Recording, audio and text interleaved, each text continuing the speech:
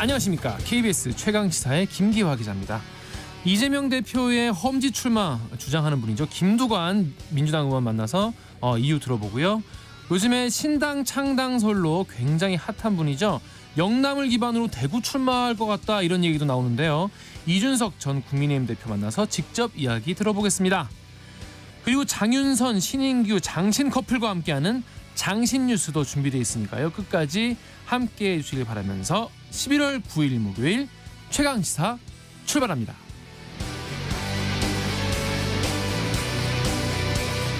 최강시사는요 유튜브에서도 실시간 방송하고 있습니다. 문자 참여는 짧은 문자 50원, 긴 문자 100원이 드는 샵 9730, 콩 어플은 무료입니다.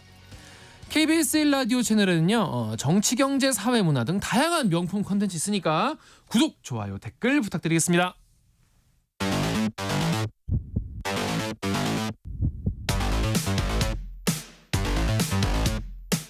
오늘 아침 가장 뜨거운 뉴스 언박싱. 네, 뉴스 언박싱부터 시작합니다. 민동기 기자 그리고 김민하 평론가 나와 있습니다. 안녕하세요. 안녕하십니까. 안녕하세요. 자, 지금 서울 지하철 파업 얘기가 나옵니다. 어떻게 된 겁니까? 그러니까 서울 지하철 1호선에서 8호선을 운영하는 곳이 서울교통공사인데요. 이 교통공사 노조가 오늘부터 이틀간 경고 파업에 돌입을 합니다. 이 경고 파업이라고 하는 게 서울시와 사쪽의 입장 변화를 촉구하는 그런 의미의 파업인데요.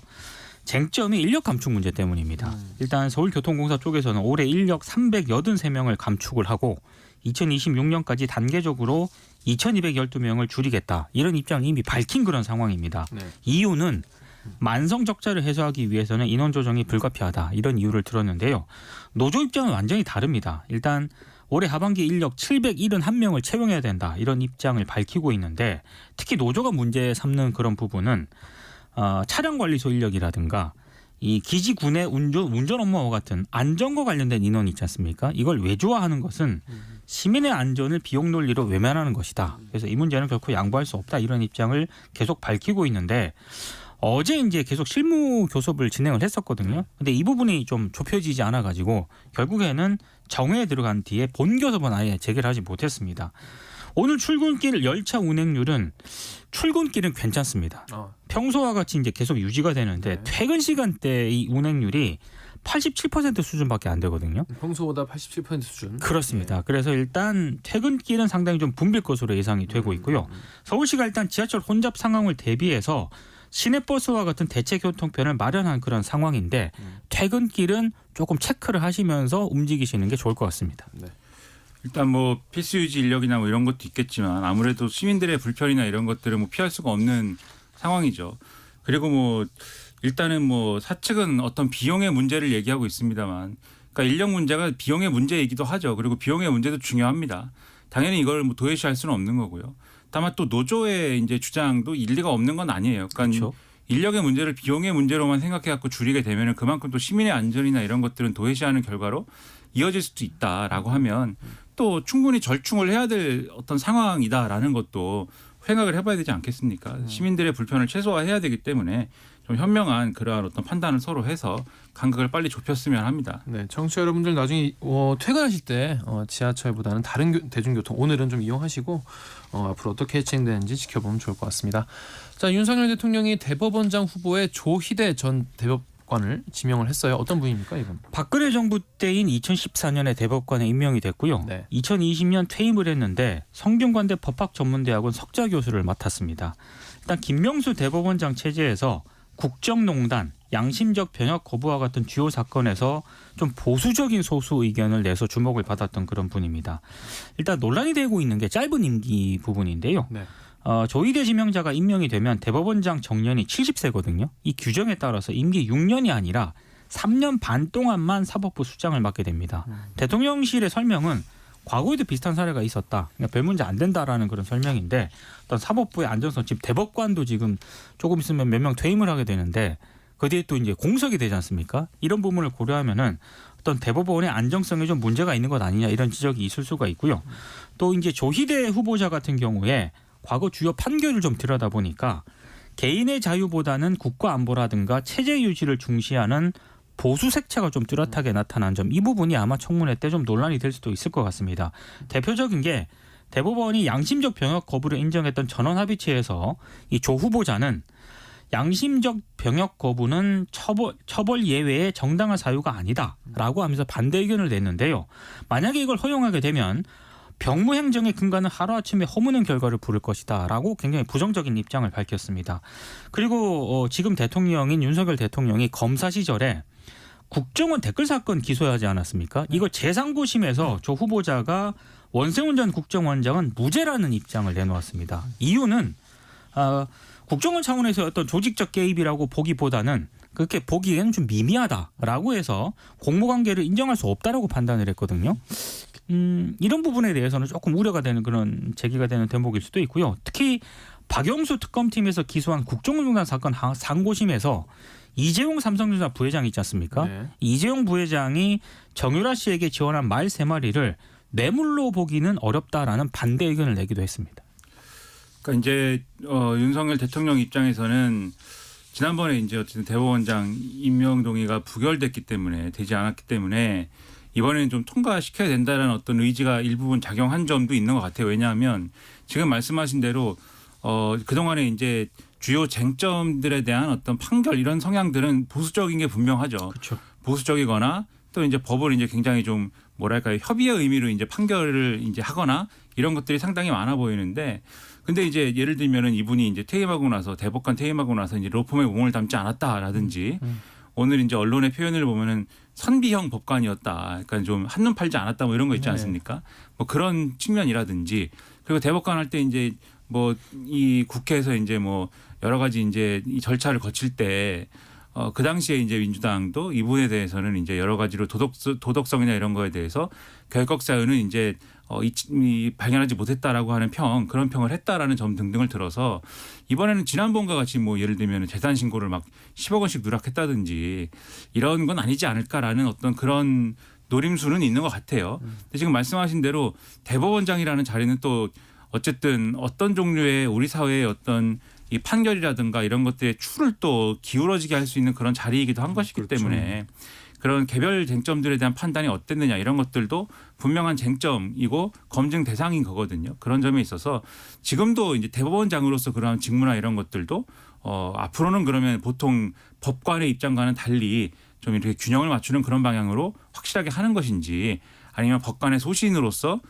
또 이제 자신의 어떤 관점을 밀어붙이는 것인지 그런 것들에 대해서 충분히 검증을 해야 되지 않을까 생각을 합니다. 네, 청문회에서 어떻게 답변하는지 지켜보면 좋을 것 같습니다. 자, 그리고 정부가 가계부채 증가세가 너무 많아서 이 지금 금융당국이 진화에 나섰다는 소식 들어왔습니다. 그러니까 이게 정부가 대출 규제를 강화하는 그런 움직임을 보여왔고 시중은행들의 대출금리 인상에도 불구하고 지난달 은행권 가계대출이 한 달 만에 다시 증가폭을 키워가지고요.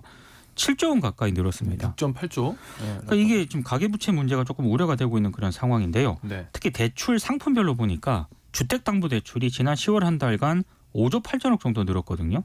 9월보다는 증가폭이 좀 줄어들긴 했지만 여전히 높은 수준이고요. 더 큰 문제는 이 지난달에는 일반 신용대출, 마이너스 통장 등이 포함된 이른바 기타 대출 있지 않습니까? 네. 이게 1조 원 정도 늘었는데 주택담보대출이 늘어나는 동안에도 마이너스 통장 등을 갚아 나가는 그런 분위기가 2년 가까이 유지가 돼 왔었거든요.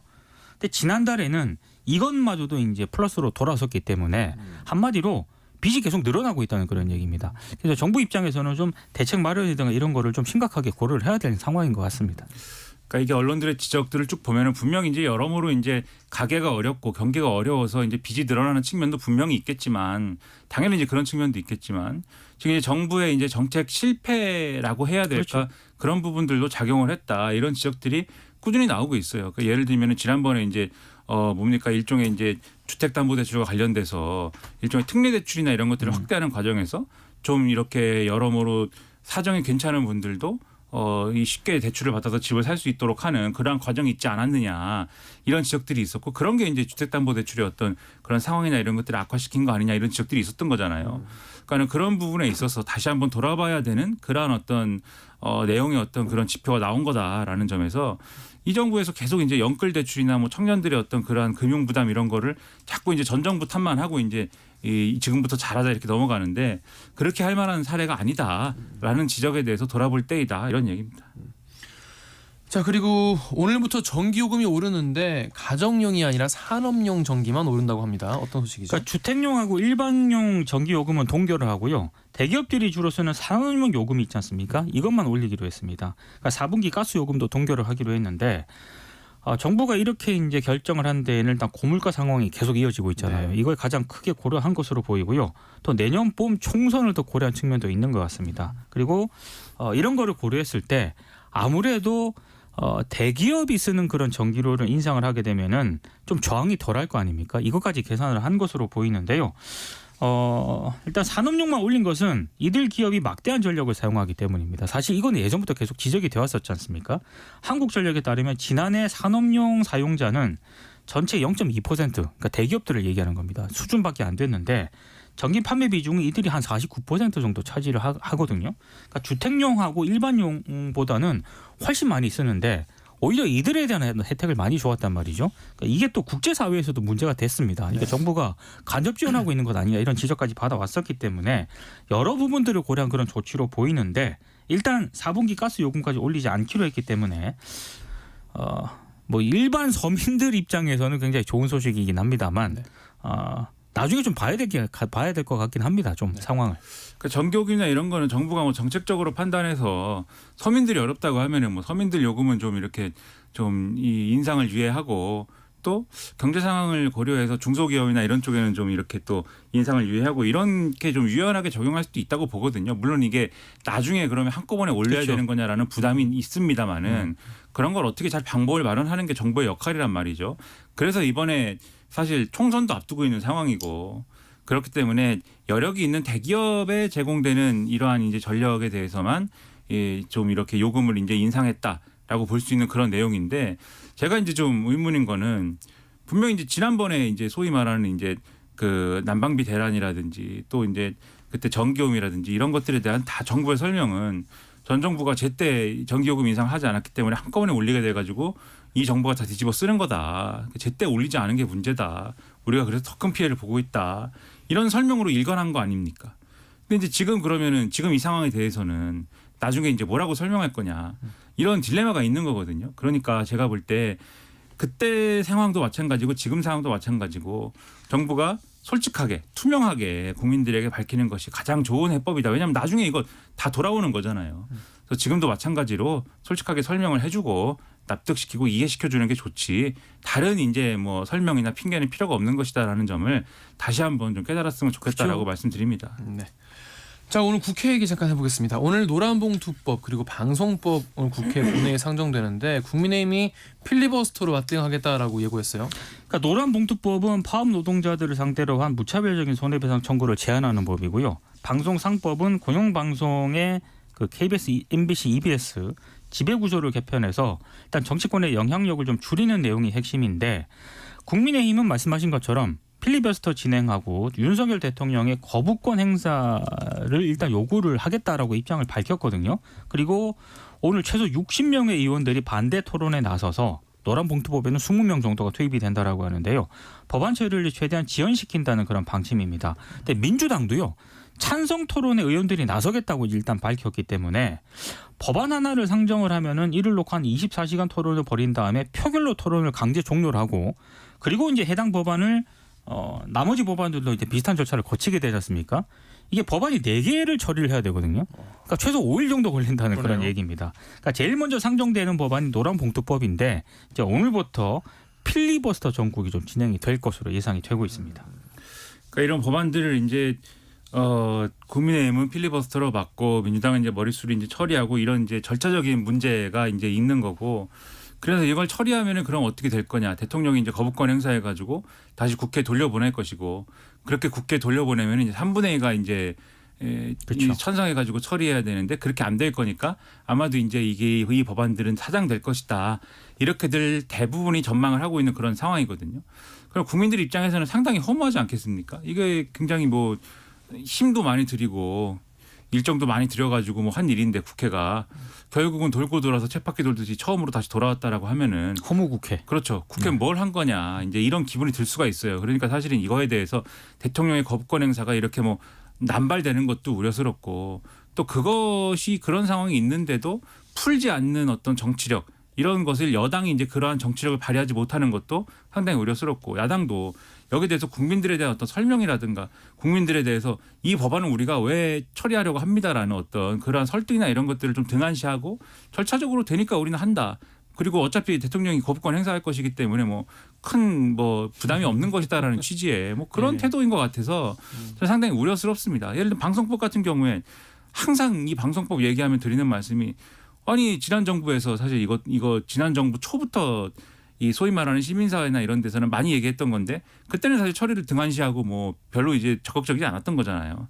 이런 얘기하면 사실 민주당 국회의원들은 별 반응 안 하거든요. 네. 할 말이 없습니다. 그렇죠. 그렇죠. 그러니까 그런 것에 대한 정치적인 뭐랄까 책임의식이랄까 이런 것들에 대해서 다시 한번 돌아볼 필요가 있지 않을까라고 좀 정치권과 이 정권에 대해서 말씀을 또 드리는 겁니다. 안 그래도 윤석열 대통령이 시정연설 때문에 국회 찾았을 때 이제 홍익표 원내대표가 이제 거부권 그만 좀 행사하셨으면 좋겠다 얘기를 했는데 이건 어떻게 될지 지켜봐야 될 것 같습니다. 자 마지막으로 하나만 더 짚어볼게요. 민주당이 3국조를 당론으로 채택했다는 뉴스인데 세 가지 국정조사 어떤 거죠? 그러니까 해병대 채모상병 사망 사건 은폐 의혹하고요. 윤석열 정부의 방송장악 시도 의혹 그리고 오송 지하차도 참사 이게 3개 국정조사를 당론으로 채택을 하고 요구서를 국회에 제출을 했습니다. 검찰 특수활동비 TF 이것도 이제 출범을 한다는 그런 얘기인데 원래 오늘 이동관 방통위원장이라든가 한동훈 법무부 장관 그리고 일부 검사들에 대한 탄핵안 추진 이거를 오늘 결론을 낼 것으로 보이거든요. 근데 지금 내부에서 약간 이견이 있는 것 같아요. 특히 이제 이동관 방통위원장에 대한 어떤 탄핵 부분은 상당 부분 공감대가 이루어지고 있는 반면에 한동훈 법무부 장관이라든가 다른 검사들에 대한 어떤 탄핵안 추진은 내부에서 조금 제동이 걸리고 있기 때문에 요거는 오늘 결론을 좀 지켜봐야 할 것 같습니다. 언론 보도를 보면 한동훈 장관에 대한 탄핵은 이제 뭐 고려되지 않는 것에 그렇죠. 가까운 것 같고 이동관 방통위원장 탄핵은 이제 진행을 할 것처럼 보이는데 저는 이제 그것도 이동관 방통위에 대해서 저도 할 말도 많고 이 문제적인 운영을 분명히 하고 있거든요. 그러니까 완전히 뭐 파행적인 운영을 하면서 우리의 어떤 언론 환경에 대해서 우리 사회 언론 환경과 공동체에 대해서 상당히 악영향을 미칠 만한 우려스러운 그런 결정들을 계속 하고 있습니다. 5인 합의체인데 지금 2명이 결정을 그렇죠. 내리고 있어요. 그리고 희한한 주장들을 여러 가지를 했는데 근데 그런 것들을 근거로 해서 또 탄핵을 추진하는 게 맞냐라는 것은 또 별도의 쟁점이거든요. 그러니까 탄핵이라는 거는 어쨌든 심대한 어떤 법률 위반이라든가 이런 것들이 있어서 결국 법원에서 이제 인정이 될 거냐라는 새로운 쟁점이 하나가 있는 것이기 때문에 그 부분에 대한 첫 번째 이제 법리적인 어떤 검토나 이런 게 철저히 돼야 될 것이고 두 번째는 이거를 왜 하는지에 대한 국민적인 설득이나 설명이 또 있어야 돼요. 그러니까 늘 받는 인상이 이런 걸 할 때 민주당이 국민들을 뭔가 설득하려는 어떤 노력이나 이런 것들이 부족하다라는 인상을 많이 받습니다. 그러니까 국민들 입장에서 보면 방통위원장을 왜 탄핵하지에 대한 이 이해가 이런 언론계 종사자라든가 이런 관심이 상당한 인사들에 비하면은 공감대가 상당히 이루어지지 않았다라고 저는 생각을 하는데 그럴 수밖에 없죠. 그렇죠. 그런 노력이 있어야 되는 거 아니냐라는 의심이 들고요. 그리고 이제 한동훈 장관의 경우에 저는 이제 한마디 하고 싶은 게 민주당이 결국은 한동훈 장관에 대한 탄핵을 추진하지 않는 방향을 계속 가닥을 잡고 가지 않습니까? 한동훈 장관은 왜 탄핵 가능성만 거론이 돼도 나를 탄핵해라 막 이렇게 얘기를 하는 거냐. 저는 이제 오히려 주무부처 장관이라고 하면은 이 법무부 장관이라고 하면은 오히려 국회에서 뭐 그런 얘기를 누가 소수의 어떤 의원들이 하더라도 중심을 좀 잡고 있다가 공식적으로 당에서 그런 걸 추진할 때 입장을 내는 게 맞지. 뭐 한마디 나올 때마다 날 탄핵하지 또 왜 그럽니까 이렇게 얘기하는 건 오히려 그런 행보가 정치적으로 비춰지는 거 아니야. 이번에도 그런 거잖아요 사실. 그런 행보를 자제하시기 바란다라고 말씀드립니다. 네. 인유한 국민의힘 혁신위원장이 홍준표 대구시장 만났고 이준석 전 국민의힘 대표는 영남 신당 추진 뜻을 밝혔는데요. 잠시 후 2부에서 이준석 전 대표와 자세한 이야기 나눠보도록 하겠습니다. 뉴스 언박싱 여기까지 하겠습니다. 민동기 기자 김민아 평론가였습니다. KBS 1라디오 최강시사 듣고 계신 지금 시각은 7시 39분입니다. 최강시사 출근길 날씨 정보입니다. 오늘 오후부터 밤사이 중부지방은 한때 5mm 내외로 비가 내리겠습니다. 전라권은 늦은 오후부터, 경남권과 제주는 밤부터 비가 오겠고요. 남부와 제주권은 내일 오전까지 5에서 30mm의 비가 가끔 지나겠습니다. 흐린 하늘은 내일 오전부터 차차 맑아지겠고요. 내일 비가 그치면 다시 기온이 뚝 떨어져서 올가을 들어 가장 추워지겠습니다. 서울은 내일부터 다음 주 초까지 당분간 당분간 종일 한 자릿수의 기온이 이어지겠고요. 특히 토요일은 서울이 영하 1도, 일요일과 월요일은 영하 2도까지도 기온이 떨어지면서 겨울 추위가 곳곳에 이어지겠습니다. 오늘 아침은 서울 6도 등으로 어제보다 4도에서 6도가량 높은 곳이 많은데요. 그래도 좀 쌀쌀하고요. 오늘 낮 기온 서울 17도 등 전국이 15도에서 22도까지 오르면서 일교차가 크겠습니다.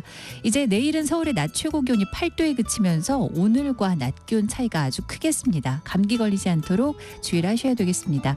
현재 서울 기온은 6.1도입니다. 최강시사 출근길 날씨 정보 최영우였습니다. 계속해서 이 시각 교통 상황 KBS 교통정보센터의 공인혜 씨가 정리해드립니다. 네, 이 시각 교통정보입니다. 오늘부터 서울교통공사가 파업에 돌입합니다. 지하철 1에서 8호선 또 9호선 일부 구간의 혼잡이 예상되니까요. 오늘 출퇴근길에는 시간을 보다 넉넉히 두고 이동하시는 것이 좋겠습니다. 다음은 서울시내 간선도로 상황인데요. 동부간선도로 성수 분기점 방향으로 용비교 부근 5차로 진입차로에서 추돌 사고가 나 도봉터널을 나오면서부터 밀려 지나고요. 한강교량인 성수대교 남단 쪽 이동 더딘 이유도 3차로에서 사고 처리하고 있어서입니다. 이 한강을 건너선 공항 쪽 올림픽대로 암사대교부터 성수대교 쪽으로 내내 차가 많고요. 구리 쪽 강변북로는 행주대교부터 동작대교 구간 1시간 정도 정체가 되고 있습니다. 고속도로에선 서해안고속도로 서울 쪽 서평택 부근 4차로와 갓길에서 화물차에 불이 난 사고 2시간째 처리 중입니다. 살펴 지나시고요. 호남고속도로 지선 대전 쪽 북대전 1, 2차로에서도 사고가 나 주의가 필요합니다. KBS 교통정보센터였습니다. 오늘 하루 이슈의 중심. 당신의 하루를 책임지는 직격 인터뷰. KBS 최강시사. 민주당 대표를 비롯한 지도부의 험지 출마 등이 국민의힘을 넘어서는 강도 높은 혁신을 주장하고 계신 분이 계십니다. 김두관 민주당 의원 전화 연결돼 있습니다. 안녕하세요. 예, 반갑습니다. 김두관 의원입니다. 안녕하십니까. 네, 의원님 최근에 이재명 대표를 비롯한 지도부가 험지 출마해야 한다 말씀까지 하셨는데 뭔가 지금 민주당이 그 정도로 뭔가 위기다 이런 생각을 갖고 계신 건지요? 예, 원래 정당 핵심 브랜드는 민주당인데요. 네. 지난번 강서구청장 보궐선거 때 크게 이겼잖아요. 그래서 그런지 좀 이 주요 지금 해난에 대해서 좀 느슨한 것 같더라고요. 네. 국민의힘은 인요한 혁신위원장 체제를 출범을 시켜서 다선하고 윤핵관들 험지 출마론도 이야기하고 청년 세대론도 이야기하고 우리 민주당보다는 핵심 작업에 앞서가고 있는 그런 느낌이에요. 네. 그래서 사실 선거도 이제 한 6개월, 5개월밖에 남지 않았기 때문에 네. 우리 당에서 좀 이렇게 너무 안일하게 대응하는 것 같은 그런 느낌이 들어서 지난번에 이제 당 대표와 최고위원들께 제가 좀 요청을 했죠. 의원님 방금 이제 느슨해졌다 이런 말씀하셨는데 최근에 이제 의원들이 이제 뭐 200석 이런 얘기 나오면서 약간 그런 생각이 드신 건가요? 예. 근데 대통령 심판론이 정권 안정론보다는 상대적으로 좀 더 지지를 많이 받고 있고 대통령 지지율도 낮은 것은 사실인데요. 이걸로 승리를 낙관할 수는 없거든요. 과거 총선 사례를 보면은 네. 당 지지도하고 크게 차이가 나지 않는 결과가 많이 나왔습니다. 네. 최근에 이제 갤럽 여론조사를 기준으로 보면 양당은 지지가 비슷하면 우리가 좀 근소하게 뒤지고 있거든요. 네. 또 중도층의 많은 분들이 양당 지지를 유보하고 있고요. 사실 우리 국민들은 이제 선거에 좀 오만하면 어떤 특정 정당이 좀 선거에 너무 과도한 자신감을 갖거나 오만하면 가차없이 심판하는 게 우리 국민들이거든요. 네. 그런 점에서 최근에 이런 근거 없는 낙관론을 이야기해서 저는 깜짝 놀랐습니다. 의원님 근데 이제 그 지도부나 다선 의원들이 이제 험지에 출마한다고 해서 이게 무조건 이게 총선 승리로 이어질지에 대한 회의론도 있거든요. 그리고 저도 이제 선거를 여러 번 해봐서 그렇죠. 사실은 한 지역에서 선택받았던 사람이 다른 지역으로 옮겨가는 게 꼭 그 승리를 장담하지는 못합니다. 특히 이제 국민의힘 같은 경우 영남에서 다선을 해도 수도권에 오는 걸 굉장히 주저하지 않습니까? 그렇죠. 그래서 그런 측면들이 있지만 적어도 이제 지금 상황이 어렵기 때문에 원론적으로 말해서 당 지도부부터 좀 험지 출마를 하겠다는 그런 각오로 해야 다선 의원들을 설득도 되고 그런 거거든요. 아. 그런 측면에서 제가 원론을 말씀드린 겁니다. 원론적인 차원에서 각오를 다지자는 그런 취지가 좀 더 크셨다는 말씀이신 것 같네요. 예, 지도부가 어쨌든 어려운 선거이기 때문에 정면 돌파하고 국민을 전환해줘야 다른 사람들한테도 이렇게 네. 요청할 수 있는 거지 않습니까? 네. 그런 차원에서 아무래도 지도부가 앞장을 서야죠. 그게 뭐 험지 출마든 전략적으로 가든 그렇게 하는 게 바람직하지 않을까. 지도부가 좀 솔선수범했으면 좋겠다 이런 취지신 것 같네요. 그렇습니까? 예, 그리고 또 예. 뭐 어쨌든 당이 어려우면 지도부가 아무래도 앞장을 서야 되죠. 네. 뭐 사병보고 나가라 하면 되겠습니까? 장수들이 앞장을 서야죠. 그렇죠. 의원님 그런데 방금 이제 지금까지는 공천에 관련된 이야기였고 최근에 이제 국민의힘이 던지고 있는 이슈들이 있지 않습니까? 메가 서울이나 뭐 이런 초광역권 계획 이런 총선 이슈를 던져서 성공했다라고 평가하셨는데 민주당은 뭔가 이런 이슈 선점에서 지금 밀리고 있는 거 아니냐 이런 얘기 나오는데 왜 이런다고 보시는지요? 아무래도 이제 이슈를 물론 총선에 대해서는 많은 준비를 우리 민주연구원이나 전략기획위원회에서 하고 있겠죠. 이제 총선 기획단도 우리가 출범을 했거든요. 네. 그렇지만 주요 이제 공매도 문제라든지 뭐 의과대학 정원 문제라든지 최근에 이제 메가 이슈, 메가 서울 이런 게 뭐 크게 이슈가 되지는 않겠지만 일단 초창기 이슈를 좀 주도하는 그런 측면은 우리가 인정하지 않을 수 없죠. 네. 그런데 우리가 이제 최근에 총선기획단을 출발하고 인선도 했는데 이제 우리 당원들도 새로운 변화를 담지 못했다. 너무 지나치게 좀 보수적이다 이런 생각을 하는 것 같더라고요. 혁신에 대한 민주당은 분명한 태도가 보이지 않으니까 흘러가는 대로 총선을 치르는 거 아닌가 이런 우려들이 있는 거죠. 여당발 이슈에 대해서도 우리 당이 굉장히 수세적인 대응을 하고 있어서 저는 사실 서울 메가시티는 말도 안 되고 총선용이고 급조된 거기 때문에 확실하게 우리 당이 당론으로 반대해야 된다 그런 주장을 했는데 그런 점이 좀 많이 아쉽다는 거죠. 네. 좀 흘러가는 대로라고 말씀도 하셨는데 이번에 총선기획단이 꾸려지고 그리고 이번에 인재위원회가 생기는데 위원장을 이제 당대표 이재명 대표가 맡았단 말이죠. 이게 지금 민주당 혁신과 약간 엇박자라고 보세요? 아니면 잘 하고 있는 거라고 보십니까? 이재명 당대표가 책임 있는 자세로 직접 인재 영입에 나선 것 자체는 저는 잘한 거라고 보거든요. 네. 그런데 지난번에 이제 이회경 혁신위원장하고 김원경 혁신위원장 선임과 관련해서 뭐 인사에 대한 논란들이 좀 있었지 않습니까? 네. 그래서 그런 점은 좀 반면교사로 삼아야 될 것 같고요. 근데 인재위원장을 직접 맡은 것은 아무래도 이제 책임감 있게 하겠다는 의지이고 특히 이제 4차 산업 기후 위기, 뭐 과학기술 인재, 청년 여성 또 뭐 소득 격차, 국토 균형 발전 이런 주요한 핵심적 과제들이 있지 않습니까? 이 과제들을 2022대 국회에서 녹여낼 수 있는 사람들을 영입하는 거고 또 당내에서 키우는 문제이기 때문에 난 뭐 이재명 당대표가 인재위원장을 직접 맡는 거는 나는 괜찮다고 봅니다. 근데 이제 당내에서 이른바 비명계라고 할까요? 이런 우려를 많이 가지시는 분들도 계시잖아요. 이번에 공천 학살에 대한 우려 같은 것도 나오고 뭐 신당 쪽으로 가야 되는 거 아니냐, 탈당해야 되는 거 아니냐, 다양한 반응이 나오는데 뭔가 이재명 인재위원장 이재명 당대표로 맡으면 그런 뭔가 비명계 의원분들의 좀 우려가 좀 커지지 않을까 어떻게 보세요? 총선 22대 총선에서 의미 있는 성과를 내지 못하면 그 책임은 오롯이 이재명 당대표는 인재위원장한테 갈 거기 때문에 저는 뭐 지금 우려를 많이 하고 우리 김종민 의원도 그렇게 이야기했지만 네. 저는 뭐 크게 우려하지는 할 필요는 없다고 보고요. 네. 김종민 의원께서 어떤 점을 우려하는지 난 정확하게 잘 이해를 못하겠던데 네. 당 공천 문제는 사실은 이해찬 대표 때 어느 정도 정리를 해서 50% 권리당 50% 일반 국민 여론조사를 하기 때문에 그리고 웬만하면 뭐 전략 공천은 없을 겁니다. 뭐 전혀 없지는 않겠지만 그래서 다 경선할 수 있도록 그렇게 했기 때문에 아무래도 이제 이재명 대표하고 좀 이렇게 가깝지 않는 분들은 우려를 할 수 있는데 그렇게 불공정하게 공천을 하거나 그렇게 하면 총선에서 국민들이 심판하기 때문에 총선 승리를 목표로 하는 이재명 대표 그렇게 하지 않을 거라고 보고 생각하고 또 그렇지 않으면 또 주변에서 또 정확하게 지적하고 비판해야죠. 그 이른바 시스템 공천이기 때문에 크게 걱정 안 해도 될 거다 이런 말씀이신가요? 예, 기본적으로는 그렇게 잡혀 있습니다.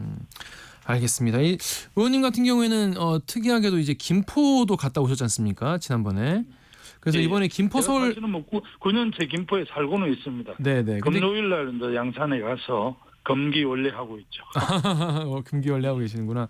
그 예. 김포 서울 편입 이슈에 대해서 뭔가 더 받아들이는 바가 실감이 더 나실 것 같아요. 실제로 이 김포 서울 편입 이슈에 대해서 어떻게 보시는지 일단 말씀 좀 부탁드릴게요. 행정구역 개편이나 이제 행정구역 편입이나 행정개청 축소 이런 문제는 상당히 좀 긴 시간을 가지고 철저하게 준비를 해서 하는 일이거든요.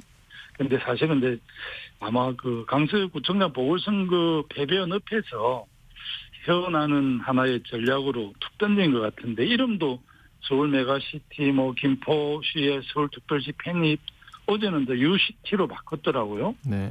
사실 서울은 이미 메가시티고 더 키우겠다는 거는 서울 메가시티를 다른 표현을 하면 비만 서울인데 예. 유정복 인천시장, 김태현 뭐 충남도지사, 홍준표 대구광역시장, 서병수 부산시장 했던 오선의원 이런 분들도 당에 대해서 상당히 비판적입니다. 그래서 물론 이제 총선용 이슈로는 초창기엔 성공했는지 모르겠지만 총선이 그래도 5개월 정도 남아 있는데 이 이슈는 바람직하지 않고 지금 수도권 집중화 때문에 얼마나 많은 기회비용을 내고 있습니까? 그래서 이 부분은 아마 국민의힘에서 잘 정리하지 않을까 싶어요. 야당이 총선으로 이런 걸 던져도 비판받는데 국정을 책임지고 있는 정부 여당이 이렇게 그 총선으로 던지면 되겠습니까? 의원님, 근데 의원님 같은 경우에는 그 예전부터 부울경 메가시티 이야기를 많이 하셨잖아요. 예. 부울경 메가시티 복원에 대한 이야기를 하셨고, 근데 국민의힘 부산 지역 의원들은 경남 김해 양산이 이제 부산에 편입되면 뭐 이렇게 더 커질 수 있지 않냐, 메가 부산 이런 얘기 했는데 국민들 입장에서는 사실 좀 헷갈린단 말이죠. 어떻게 다른 거고 왜 다른 건지 설명을 좀 부탁드리겠습니다. 대한민국은 사실은 서울대 그 일극 체제인데 국토균형 발전을 위해서 이제 소위 그 서울 일극이 아니라 다극 체제로 가야 되고, 다극 중에서 가장 그나마 서울하고 선의의 경쟁을 할 수 있는, 민의할 수 있는 이 부울경 메가시티거든요. 네. 그런데 최근에 이제 부울경 메가시티는 적어도 이제 800만에서 한 1,200만 정도의 인구 규모 또 산업 기반을 갖고 있을 때 가능한데, 부산의 남구의 박수영 의원이라는 분이 갑자기 김해에 56만, 양산에 36만을 부산에 편입하면 한 400만 정도 되는 메가시티가 될 수 있다 이렇게 이야기했는데, 네. 부산이 지금은 이제 340만, 335만인데 400만 때도 전혀 경쟁력이 없었고, 기본적으로 메가시티는 인구는 한 1,000만 전후로 합니다. 그러니까 부울경을 다 합하면 800만인데 아마 이제 본인이 부산 남구가 지역구다 보니 그랬는지 모르겠는데, 여튼 김해 양산을 떼가겠다는데 김해 양산은 전혀 동의하지 않고 있고요, 경남도. 네. 그리고 좀 정치적으로 보면 김해 양산만이 유일하게 우리 국민의힘이 접근을 못한 지역입니다. 김해 가불도 우리고 우리 당 소속 국회의원이고, 양산도 이제 가본 저쪽이 어른 제가 맡고 있는데, 양산 김해를 정치적으로 좀 흔들려고 하는 그런 좀 의도가 숨어 있지 않는가, 그래밖에 있어요. 안 되고 부울경 메가시티를 우리 김경수 지사 때부터 시작을 하고 문재인 정부에서 승인을 해가지고 작년에 출범 앞두고 있는데 단체장이 바뀌면서 이게 파기가 돼버렸습니다. 그리고 다시 이번에 한다니까 너무 생뚱맞죠. 작년에 다 그 반대해놔놓고 그걸 정치적으로 뒷받침하는 사람들이 33분의 부울경 국회의원인데 그중에 조경태 의원이 지금 서울 UCT 특별위원장을 맡으니까 부산 사람들이 너무 황당히 하십니다. 아, 그렇습니까? 예. 아무래도 이제 조경태 의원 같은 경우에는 부산에서 뭔가 이제 지하철도 잘 놓으시고 이제 그런 이제 있으니까. 본인이 뭐 도시교통 공학 박사이시고 자기 지역구에 이렇게 지하철도 노무현 정부에서 하고 그랬죠. 네. 그래서 아마 위원장 하고 계신 것 같은데. 자, 그렇습니다. 그리고 이제 국민의힘이 이번에 그 이상민 행안부 장관 그리고 이종섭 전 국방부 장관 이어서 이번에는 이동관 방통위원장 탄핵하겠다 이렇게 시도를 하고 있는데 국힘 쪽에서 민주당이 하고 있는데 이 국민의힘 쪽에서 굉장히 반발하고 나오면서 이 탄핵 금단 형상 아니냐, 탄핵 중독이다 이렇게 비판을 하고 있는데 어떻게 좀 보십니까 앞으로 어떻게 될지? 탄핵은 정부의 좀 위법한 활동을 견제하는 국회의원들 권능이자 의무고요. 국정을 보는 정권이 국정을 통치한다 할까, 이게 헌법과 법률에 의해서 이제 비롯되었듯이 국회 권한도 헌법과 법률에 의해서 보장받고 있는 거거든요. 저는 뭐 오래전에 한동훈 장관에 대한 탄핵 이야기도 했고 지금 이제 행안부하고 저 법무부가 시행령 통치를 하잖아요. 네. 이거는 법치주의 원리를 기반으로 하는 걸 보면 헌정 질서를 정면으로 거슬리는 거거든요. 윤석열 정권은 지금 나는 권위주의 시절 그 대통령 독재 정권 정도로 이렇게 회귀했다 이렇게 생각을 합니다. 그래서 우리가 국회에서 할 수 있는 정부의 과도한 그 독재 내지는 기득권에 대해서는 단호하게 국회가 대응하는 게 맞다. 네. 뭐 유럽 같은 데는 판사, 검사, 탄핵이 그 법원 판사들 이런 게 좀 자주 있는데 네, 알겠습니다. 우리는 탄핵에 대해서 좀 지나치게 네. 엄정하게 생각합니다. 알겠습니다. 여기까지 듣겠습니다. 지금까지 김두관 더불어민주당 의원이었습니다. 고맙습니다. 예, 감사합니다. 네, KBS 1라디오 최강시사 1부 여기까지입니다. 2부에서는요. 이준석 전 국민의힘 대표 그리고 한 번 더 뉴스 만나겠습니다.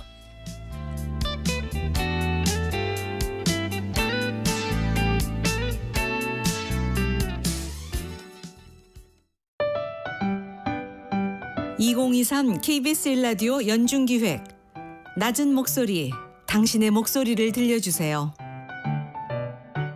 네, 안녕하세요. 종로에서 운영하고 있는 한영양목점 한춘석입니다. 40년 됐습니다. 나이가 들어가도 이 기술이라는 건 있으니까 제가 60이 넘고 내일 모레 70이 다 돼가도 이건 80까지도 할 수 있고 건강만 하면 90까지 할 수 있으니까 그게 매력이라고 나는 봐요. 그게 제일 매력입니다. 저는 이제 하도 오래 하다 보니까 줄자로 이렇게 앉아도 이렇게 체형만 봐도 딱 이분은 이렇구나. 그냥 안 보고도 만들어낼 수가 있죠. 전국에 계신 분도 오시고 다양으로 오시죠. 외국에서도 맞추러 오고 이렇게 다양한 각층에 오시죠. 요즘 젊은 친구들도 특히 외국 맞추러 많이 오죠. 또 가격 대비도 광장시장은 좀 저렴해요. 그렇기 때문에 많이 와서 맞춤을 선호하고 있습니다. 제가 옷을 만들어서 손님이 잘 맞고 또 이렇게 기분 좋게 찾아가실 때 그때가 제일 보람이 있고 좋죠. 기생복도 좀 잘 나오고 그러지만요. 저희 신사복도 많이 찾아주시면은 최선을 다해서 만들어드리고 또 이렇게 저희들이 한 땀 한 땀 잘해서 해드릴 테니까 많이 애용해 주세요.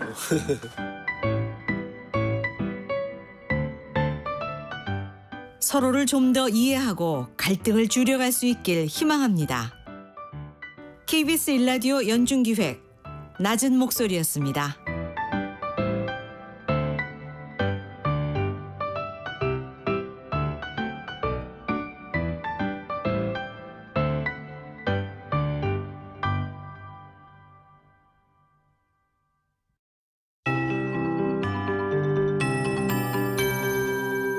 KBS 58분 날씨. 오늘은 작은 우산 하나 챙기시는 것도 좋겠습니다. 오후부터 밤사이 중부지방에 5mm 내외 비가 살짝 지나겠고요. 전라권은 늦은 오후부터 경남과 제주는 밤부터 비가 와 남부와 제주는 내일 오전까지 비가 가끔 오겠고 이들 지역의 강우량은 5에서 30mm입니다. 오늘은 이렇게 비가 좀 지나는 곳이 있는데요. 따라서 하늘은 내내 흐리겠고요. 내일 오전부터 맑아지겠습니다. 내일 오후부터는 비가 그치고 나서 다시 기온이 뚝 떨어집니다. 영하권의 기온이 주말부터 다음 주 월요일까지 서울 지역은 쭉 이어지겠고요. 서울은 토요일에 영하 1도, 일요일과 월요일은 영하 2도까지 현재 예보돼 있습니다. 겨울 추위가 내일 오후부터 쭉 당분간 이어질 전망입니다. 오늘 낮 기온은 서울 17도로 어제보다 높고 평년보다 2, 3도 높겠습니다. 아침 기온도 대부분 어제보다 오른 편입니다. 세종, 대전이 오늘 낮에 20도, 부산 22도 등 전국이 15도에서 22도까지 오르겠고요. 일교차가 크겠습니다. 오늘 오후부터 내일 오전까지 내리는 비가 그치면 내일 오후부터 서울은 낮 최고 기온이 8도에 그치겠고요. 북서쪽에 찬 공기가 내려와 전국적으로 추워지겠습니다. 현재 서울 기온 6.5도, 습도는 76%입니다. 기상청에서 최영우였습니다.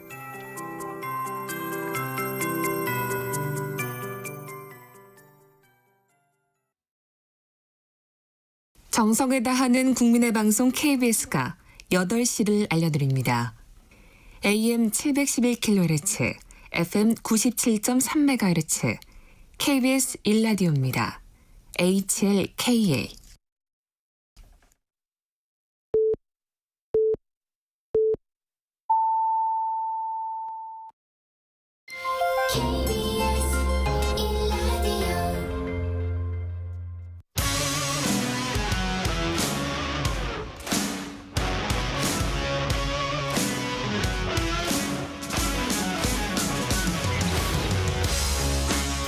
요즘 신당 창당 솔로 가장 핫한 분입니다. 이준석 전 국민의힘 대표 전화 연결돼 있습니다. 대표님 안녕하세요. 네, 안녕하세요. 요즘에 일정 정말 많으시죠? 아이고 오늘도 지금 대구 내려가려고 지금 이동 중에 있습니다. 아 대구 가십니까 또? 예. 그렇습니다. 가장 궁금한 것부터 먼저 여쭐게요. 어제도 기사가 예. 많이 나와서요. 이 예. 신당을 이제 창당하기로 어느 정도는 좀 마음이 좀 기운 상태십니까? 어떻습니까? 저는 제가 뭐 몇 주 전부터 계속 이야기했던 것이 이게 무슨 뭐 조건부가 아니라 시한을 정해놓고 그냥 그때까지 당의 변화가 없으면은 언제든지 다른 행동을 할 수 있도록 지금 준비 과정은 해야 되는 거 아니냐라고 말씀드렸습니다. 네. 근데 그 시한이라는 게 이제 그 전에는 뭐 100일 정도 얘기를 하셔가지고 예. 근데 그게 지금도 유효한 건가요? 아니면 좀 더 땡겨질 수 있는 건가요? 전 일관되게 그러니까 선거일이 4월이다 보니까요. 4월부터 100일 정도의 시간은 있어야 당이 변화할 수 있기 때문에 그 시한을 넘어서게 되면은 저는 그러니까 결국 12월 말 정도가 넘으면은 저는 뭐 다른 행동할 수밖에 없다 말씀드렸죠. 네. 근데 많은 분들이 그럼 이준석 신당이 나온다면 과연 어디를 기반으로 할 것인가, 뭐 비례로 나올 것인가, 어떻게 할 것인가 관심이 많았는데 영남 기반으로 대구 출마 얘기까지 나왔는데 어떻게 지금 준비하고 계십니까? 그러니까 당이라고 하는 것은요, 구성원들이 모이면은 구성원들 총일 모아가지고 그런 전략적 판단을 해야 되기 때문에 제가 뭐 확언을 할 수는 없습니다만은 저는 뭐 영남 출마도 우리가 생각해봐야 된다고 한 게 결국 정당이 생겨가지고 편한 곳만 찾아다니면 안 되지 않습니까? 네. 그래서 아마 신당이 생긴다면은 가장 어려운 과제가 기성 정당의 가장 아성을 깨는 그런 게 아닐까 싶어가지고 당연히 영남 출마 같은 것도 고려하고 있습니다. 그러면 이준석 전 대표님 본인께서 직접 대구 출마하실 거라는 게 가장 첫 번째 순위인가요? 뭐 전략적 판단이죠. 예를 들어서 신당이 충분한 지지를 받아가지고 영남에서도 뭐 많은 분들이 출마해서 같이 해볼 수 있는 여건이 된다면은 저는 더 어려운 과제를 찾아갈 수도 있겠죠. 예를 들어서 보수 계열 신당으로서 대구도 아니고 보수 계열 신당으로서 그 광주를 돌파할 수도 있고요. 뭐 여러 가지 있겠죠 지금. 그렇습니다. 근데 이준석 신당 관련 여론조사가 나오는데 지지율이 꽤 나옵니다. 근데 이게 더 높이시려면은 뭔가 전략 같은 게 지금 고민하고 계신 게 있으신지? 모르겠습니다. 지금 상황에서는 많은 사람들을 만나면서요. 결국 당이라고 하는 것은 지금의 지지율표나 이런 것은 전혀 의미가 없습니다. 사람들이 구체화됐을 때 그리고 지향성이 구체화됐을 때 그때 국민들이 이제 제대로 된 평가를 할 수 있는 것이고 지금은 결국에는 흔히 있는 그러니까 양당에 대한 어떤 불만에 의한 그런 반사적인 지지도 있기 때문에 저는 지금 단계에서 이것을 가지고 뭐 생각할 필요는 없다 이렇게 생각합니다. 그러면 그 많은 사람들이라고 하셨는데 그 중에 이제 비명계 의원들도 포함이 되지 않겠습니까? 근데 이제 저는 근데 민주당 의원들 같은 경우에는 이제 이상민 의원 말고는 이제 아닌 것 같다 선을 딱 긋던데요. 어떻게 생각하십니까? 그러니까 당연히 민주당에서 우상호 의원 같은 분은 어쨌든 중진으로서 어떤 이탈이나 이런 것이 불가능하도록 좀 더 앞장서가지고 센 말로 이제 그런 사람 없다 이렇게 하시는 거고요. 네네. 그리고 뭐 개별 의원들한테 아무리 언론인이 지금 접촉해가지고 맞다 물어본다 한들 개별 의원들이 맞다 아니다 말씀해 주실 리가 없지 않습니까 지금 상황에서. 그렇기 때문에 저는 지금 상황에서 그런 이야기는 무의미하고 저는 제가 뭐 그렇다고 거짓말 하겠습니까? 소통을 하고 있습니다. 지금도 비명계 의원분들 다른 분들과도 소통을 계속 하고 계시다는 거죠? 제가 뭐 언론에 뭐 이렇게 스무고개식으로 자꾸 물어보는데 제가 답은 안 하고 있지만은 제가 뭐 아닌 걸 맞다고 맞는 건 아니라고 하겠습니까? 아닌 걸 맞다 그러고. 알겠습니다. 근데 인유한 위원장 얘기 좀 해볼게요. 인유한 위원장이 대표님 지난번에 뭐 만나러 가기도 했는데 그 토크 콘서트 때 뭐 대화가 잘 안 됐긴 했지만 저희랑 이제 어제 인터뷰하면서 첫 단추는 잘 깬 것 같다 이렇게 얘기를 하셨거든요. 어떻게 좀 보십니까?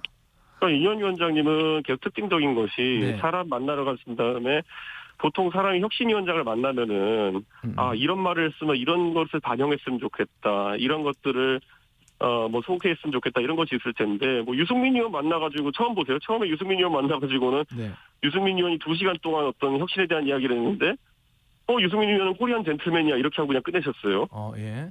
그다음 저를 만나가지고는 저도 거기서 분명히 여러 가지 이야기를 했죠. 당신이 여기 오기 위한 선결 조건이라고 하는 것은 지금 강서구청장 선거에서 여러 사람들이 지적한 내용을 반영해야 되는 거 아니냐 했는데 뭐 안 하시고 그냥 이제 가셨죠. 그다음에 또 보면 김종인 위원장 가가지고 얘기했는데 얘기 잘 된 것처럼 하고 나오셨는데 나중에 김종인 위원장이 나오시면서 환자는 누굽니까 그랬더니 당연히 국민의힘이지 이런 얘기까지 하셨거든요. 네. 그리고 어제 이제 급기야는 홍준표 시장을 만나가지고 말씀하셨는데 그냥 면전에서 꽂아버리잖아요 이제. 그러니까 이런 일이 반복된 이유가 뭐냐면은 네. 처음에 유승민 의원 비공개로 만났을 때 인유한 위원장이 보여준 태도, 그다음에 저를 만났을 때 보여준 태도, 그다음에 결국에는 그다음에 김종인 위원장 만났을 때 만난 태도 다 보면서 앞에 사람을 보면서 아, 이 사람이 오면은 어떻게 하겠구나라는 걸 서서히 격상시켜 가는 겁니다. 네. 그러니까 뭔가 만났을 때 뭔가 실제로 이제 뭔가 내용 같은 게 실속 같은 게 없다는 그런 의미일까요?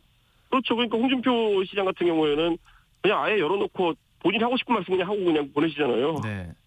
그러니까 이게 저는 인유한 위원장도 지금 일은 무슨 계속 사람 만나고 다니면서 뭐 잘 얘기했다 이러고 그냥 덮고 지나가는 게 무슨 의미가 있는지 생각해 보셔야 될 게 아닌가 생각합니다. 근데 이제 인유한 위원장 같은 경우에는 저희한테 다음에 만나게 되면 미리 약속 잡고 예의 갖추고 가겠다. 뭐 과거를 다 지웠다. 상처가 많은 것 같다. 이렇게 얘기를 하면서 계속 손 내미는 멘트는 계속 하고 있긴 해요. 근데 이렇게 계속 하는 거에 비해서 이준석 전 대표님은 너무 좀 냉랭한 거 아니냐 이런 얘기가 있어요. 어떻게 그러니까 보시면 이렇게 생각해 보시면 돼요. 예를 들어 이게 만약 연예인의 학교 폭력 사태나 이런 거였다고 한다면은 네. 연예인의 학교 폭력 사태나 아니면 이런 거라고 하면은 네. 저는 예를 들어 학교 폭력 피해자에 해당하는 사람인데 갑자기 학교 폭력 가해자도 아니고 가해자 측 대리인 같은 사람이 와가지고 나는 다 괜찮다 이제 뭐 이게 뭡니까 진짜. 그러니까 저는 많은 분들이 왜 인유한 위원장을 그러면 만나서 얘기를 안 하시는데요. 인유한 위원장이 무슨 자격인지 모르겠어요. 지금 인유한 위원장이 저렇게 다니시면서 저 멀리 뭐 결국에는 이 당을 이렇게 망가뜨린 1년 반 동안 무수한 많은 일을 했던 사람들은 지금 그냥 웃고 있어요. 네, 대리인 하나 내보내놓고 그 뭐 아무 조치도 없는 상황 속에서 반대로 생각해 보세요. 이런 식의 억지 화해나 억지 무슨 뭐 덮음이 가능하다고 하면요. 연예인 중에 무슨 학교 폭력 사태 일어났을 때 그 못 덮을 사람 어디 있습니까? 억지로 가가지고 만나고 그다음 만난 다음에 만나보니까 괜찮은 것 같다 이렇게 언론 플레이 해버리면은 심지어 저는 이것도 한번 지적하고 싶은 게요. 네. 인유한 위원장이 어떤 방송 나가셔가지고 아니 이준석을 만나기 위해 가지고 이준석 아버지에게까지 연락했다 이렇게 말씀하셨어요. 네네. 그럼 첫 번째로는 저희 아버지를 왜 만나시며 예. 왜 연락하시며 네. 그리고 두 번째로는 저희 아버지는 그만큼 깜짝 놀라셔가지고 본인에게는 어떤 연락도 들어온 적이 없다 하셨어요. 네. 그러니까 인유한 위원장 밝혀주십시오. 도대체 저희 아버지랑 어떤 경로로 연락을 하셨는지. 그러니까 어떻게 사람을 만나고 싶다고 하시면서 이런 전혀 거짓말까지 하시면서 만나려고 하시는 겁니까? 그리고 그 거짓말인 건 드러나게 돼 있는데 결국에는 국민 상대로 그냥 엄플하고 계신 거 아닙니까? 진정으로 뭐 문제 해결하거나 아니면 어떤 변화 조치를 약속하는 것도 아니고. 저는 굉장히 이상합니다. 이게 계속 네. 며칠째 반복되고 있는 게 그렇죠. 예. 목적 자체가 대화에 있다기보다는 그냥 제가 봤을 때는 엄플에 있다 이렇게 생각합니다. 아, 만나는 것 자체에서 뭔가 이제 그런 이미지를 좀 구축하는 것 때문에 만나는 거지 실제로 뭔가 이제 손을 내밀어서 뭔가 이걸 줄 테니까 이렇게 해달라 이런 거 실속은 좀 없다 이렇게 보시는 거군요. 아니 학교 폭력 피해자가 뭐 이거 조건을 보고 대화할 것도 아니고 네. 처음에 그러면은 어떤 자세로 접근하느냐가 되게 중요한데 아니 저희 아버지를 만나려 한다는 것도 황당한데 저희 아버지에게 어떤 연락도 없었는데 뭐 어디서 엄플을 하는 거냐. 저는 이게 그러니까 전체적으로 굉장히 이상한 상황입니다 지금. 네. 자, 그래서 어제 홍준표 시장 만나서 인유한 위원장에게 대통령 호가호위하고 있는 세력 뭐 듣지도 보지도 못하는 사람들 있는데 정리해달라라고 했는데 인유한 혁신위원장이 이걸 해낼 수 있을까요? 당내에서? 아니 인유한 위원장이 그거 해낼 수 있으면 그거만 하면 되지 지금 뭐하러 지금 뭐 여기저기 참배 다니시고 여기저기 막 사람 만나러 다니고 왜 합니까? 사실 그거 먼저 하고 나가지고 사람 만나면 한 10배로 쉬울 텐데. 그게 어떤 선결 조건의 하나라고 볼 수도 있을까요? 이준석 아니죠. 적어도 인유한 위원장이 네. 기득권과 싸울 의향이 있고 네. 기득권의 문제를 심각하게 인식하고 있다는 것에 방증은 될 텐데 지금 인유한 위원장 같은 경우에는 네. 뭐 내가 월권을 하면 안 된다. 아니 대통령을 비판하고 대통령의 잘못된 점을 지적하는 것이 월권이라고 표현하셨거든요. 네. 그런데 생각해 보세요. 그 혁신위원장의 권한이 그런 걸 부여하는 게 아니라요. 대한민국의 주권자인 국민이라면은 누구나 대통령이나 어느 누구나 비판할 수 있는 권리가 있습니다. 네, 그렇죠. 근데 그거를 나는 혁신위원장 그런 거 할 권리가 없어요. 이렇게 얘기하는 순간 대한민국 국민의 기초적인 권리마저도 행사하지 않겠다고 하는 분한테 어떤 대단한 혁신을 기대하겠냐 저는 이렇게 생각합니다. 인현 위원장이 저희 방송에서 어제 네. 누가 환자냐를 두고 이제 뭐 네. 얘기가 있었다라고 하는데 환자가 어디인지는 내가 결정할 일이다. 이게 자꾸 이제 의사 출신이시니까 그런 표현을 자꾸 쓰시는 것 같은데 네. 두 분이 인식 차이가 좀 있는 것 같아요. 아니 근데 이게 황당하잖아요. 본인이 다 아시면 그냥 하세요. 왜 사람을 만나러 다녀요. 그러니까 저를 만나서도 그렇고 김종인 위원장 만나고도 그냥 기자들한테 처음 나가실 때는 좋은 게 좋은 거지 가지고 나가셨다가 나중에 김종인 위원장한테 기자들이 환자는 누구예요? 그러니까 아니 당연히 국민의힘이지 이렇게 말씀하셨잖아요. 네. 그러니까 저는 이게 본인이 자꾸 의사라는 걸 강조하시면서 그런 환자 레토릭을 쓰시니까 저도 환자는 서울에 있다고 한 건데 네. 저는 진지하게 무엇을 고치겠다고 하는 것인지 어떤 의지를 갖고 계신지가 활동한 지 몇 주가 됐는데 전혀 확인되지 않아요. 그냥 사람 만나고 다니고 TV 인터뷰하고 이거 외에는 없어요. 그런데 거기서 나온 무수한 말을 뭐 반영하는 것 같지도 않고요. 어떤 혁신의 방향에. 혁신위를 인현 위원장이 어제 저희가 점수를 좀 매겨달라고 하니까 70점 정도 주겠다라고 네. 하셨어요. 네. 이 위원장 이 대표님 보시기에는 지금 한 몇 점 정도고 그 이유가 뭔지 좀 설명 좀 부탁드릴게요. 아니 뭐 한 게 없는데 뭘 평가하나요 지금. 아직 한게 마일잔치밖에 없지. 지금까지는 백지 상태다. 예. OMR 카드 아직 작성도 안 했다. 근데 예. 그 혁신이 그래도 1호안, 2호안까지도 나왔는데 어떻게 예. 그래도 아직 한 게 전혀 없다고 보세요? 예, 그 당사자가 원하지 않는 1호안과 예. 그리고 뭐 2호안 같은 경우에도 사실상 구체적으로 실현할 방법도 없는 상황 속에서 이런 걸 보통 들쑤시고 다닌다고 하지 누가 이거를 일을 처리한다고 하겠습니까? 그러니까 저도 예전에 당에서 혁신위원장도 해보고 당대표도 해보고 이랬지만요. 네. 이거는요 진짜 대단적으로 이런 거 말씀드릴게요. 지금 윤핵관을 예를 들어서 척결한다 이런 만약 목표가 있다고 하면요. 네. 지금 임요한 위원장이 하는 방식은 굳이 설명하자면요. 여기 그 윤핵관님들 제발 알아서 물러나 주실래요? 이런 거 하고 있는 거잖아요. 네. 근데 이게 우리가 90년대 생각해보면 김영삼 대통령께서 네. 집권하시자마자 하나회 척결이라는 역사적 과제를 수행하셨잖아요. 네. 그럼 하나회 척결할 때 김영삼 대통령이 장군들 불러 모아가지고 당신들 제발 하나회 그냥 없어져주면 안 돼? 뭐 이런다고 해서 되는 게 아니거든요. 네. 그리고 국민들은 김영삼 대통령이 자고인연하니까 다 잘려 있었다 이런 것처럼 전격적으로 하는 방식에 대해 가지고 굉장히 쾌감과 카타르시스를 느낀 거예요.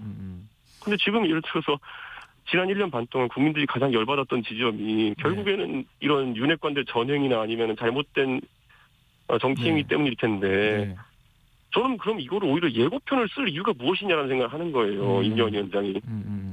지금 무슨 그럼 윤핵관이나 이런 사람들이 나 그럼 불출마하려고 그럼 이분들이 무슨 구국의 결단이라도 하는 겁니까? 지금까지 1년 반 동안 당 망쳐놓고는. 근데 이제 이런 걸 오히려 전격적으로 누군가 해야 되는 건데 본인이 앞에서 해결도 못하면 들쑤셔놔가지고 저는 이거 앞으로 이것도 카드가 사라졌어요. 총선 앞두고. 사라졌다고 보시는군요. 왜냐하면은 지금 김기현 대표 같은 경우에는 뭐 본인 측근에게 의원으로서 내가 할 건 다 이뤘다라고 얘기하면서 뭔가 불출마 이쪽에 좀 그래도 힘을 싣는 거 아니냐 이런 얘기가 나올 정도로 뭔가 움직임이 있다 이런 얘기도 그 안에서 들리던데요. 보니까. 저는 이렇게 생각하시면 돼요. 국민의힘에서 활동하는 사람들이나 아니면 정치 고관여층은 누군가가 지금 불출마 선언한다는 게 무슨 의미인지 너무 잘 알아요.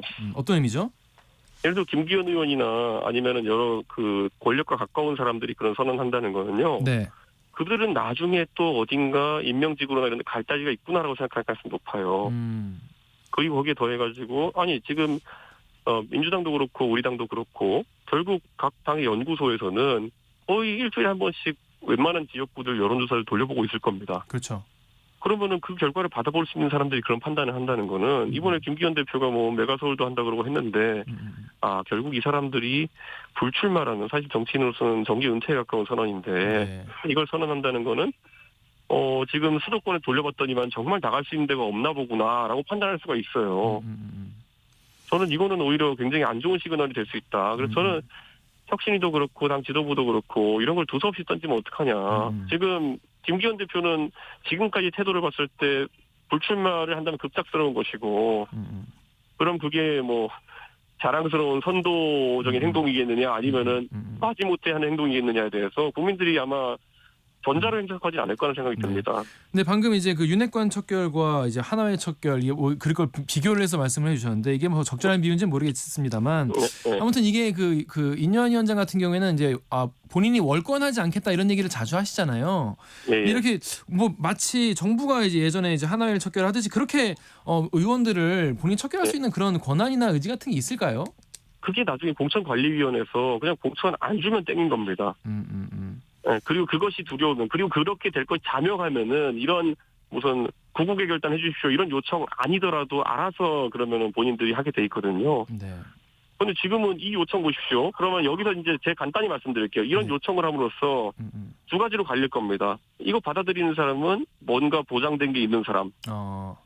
받아들이지 않는 사람은 뭔가 나쁜 사람을 만들 거거든요. 네. 그 두 가지밖에 없어요. 근데 그 나쁜 사람으로 되면은 정작 웃긴 게 뭐냐면은 지금 제가 봤을 때는 이번에 수도권도만 아니라 영남도 격전지가 될 가능성이 높아요. 네. 그런데 그 영남 격전지에서 그냥 나쁜 사람을 낙인 찍는 겁니다. 이러면은. 네. 그렇습니다. 정말 문제가 되는 인사가 있다고 생각하면은 그냥 나중에 가가지고 공천 배제 사유를 들이대면 되는 것이지. 지금 이거 양쪽으로 누가 만족할 만한 그런 생각이겠습니까? 이렇게 아예 공천에서 경선에서 공천을 안 주면 되는 건데 지금 이렇게 불출마를 이렇게 권하는 식으로 해서 괜히 지금 분위기만 이상해지고 있다 이런 말씀이신 것 같아요. 자, 3호 혁신안 얘기를 했는데 여성, 청년 등 다양성이 키워드가 될 것 같다 얘기를 하는데 뭔가 어제도 저 인터뷰에서 이제 대한민국은 여성이 세운 나라다 뭐 이런 얘기도 하셨는데 대표님 이거에 대해서 너무 단순한 처방 아니냐 이런 글도 페이스북에 올리신 것 같은데 어떻게 보였습니까? 이 젠더 이슈라고 하는 건 되게 조심스럽게 다뤄야 되는 것인데 지금 인요한 위원장은 현재 당에 있어가지고 결국에는 뭐 지지율이 회복 안 되는 상황을 회복하기 위해 가지고 그런 말 한마디면 된다고 생각하는 것 같아요. 네? 과거에 여성들이 대한민국 이렇게 세웠다. 이 말 듣고 펴줄 여성이 어디 있습니까?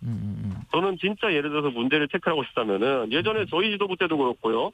문제를 나눠야 돼요. 그러니까 젠더 이슈라고 하는 것도요.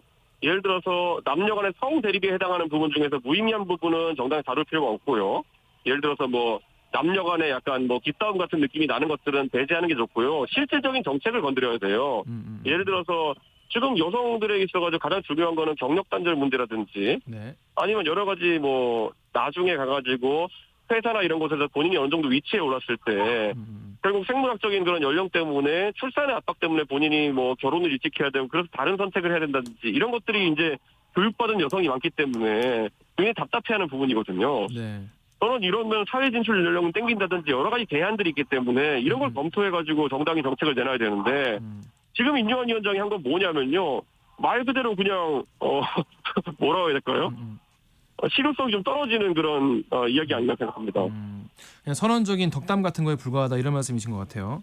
그렇죠. 예. 네, 그렇습니다. 자, 신당 얘기 마지막으로 좀 해볼게요. 지금 이 비명계 의원 아까 얘기를 했지만은 더 접촉 중인 분들이 꽤 계실 것 같습니다. 이름 나오는 분들만 해도 뭐 유승민, 이현주, 금태섭, 양양자 그냥 다양한 이름들이 지금 언론에 나오고 있는데 지금 뭐 기준 같은 게 있을까요? 이 정도면 우리 신당과 나와 함께할 수 있다 이런 느낌 어떤 기준 같은 게 어떤 게 있습니까? 그런 건 없고요. 제가 봤을 때는 결국 대화가 돼야 된다라는 생각을 합니다. 결국에는 이념적인 스펙트럼으로 우리는 보수당이에요, 우리는 진보당이에요 이런 시대가 아닌 것 같은 게 저는 최근에 국민의힘에서 있었던 일만 본다 하더라도 저는 결국 보수당이 할 만한 일들이 아니라는 생각이 많이 듭니다. 정책적으로도. 예를 들어 어떤 거 말씀이시죠? 아니 최근에 공매도 같은 것들도 결국에는 뭐 건드릴 수는 있겠지만은 이렇게 아무 예고 없이 훅 건드려버리면은 이런 생각이 듭니다. 아니 그러면 이게 정치 세력이 작전 세력이지 이거 알고 있었던 사람은 떼돈 버는 거 아닙니까?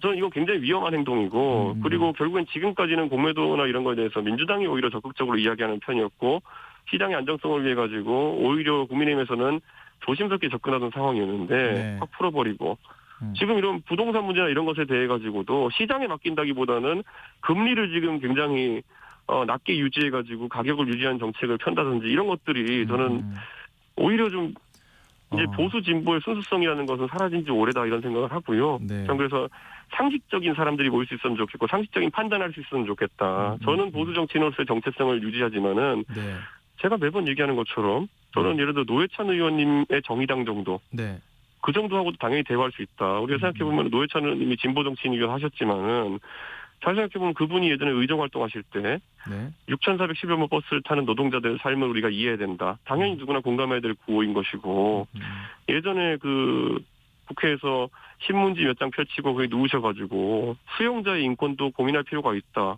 물론 누군가는 수용자 인권에 대해 가지고 관심이 덜할 수 있겠지만 보편적 인권을 따지는 상황 속에서 충분히 보수 정당도 고민해볼 수 있는 논제였고 네. 저는 이렇게 생각하고요. 네.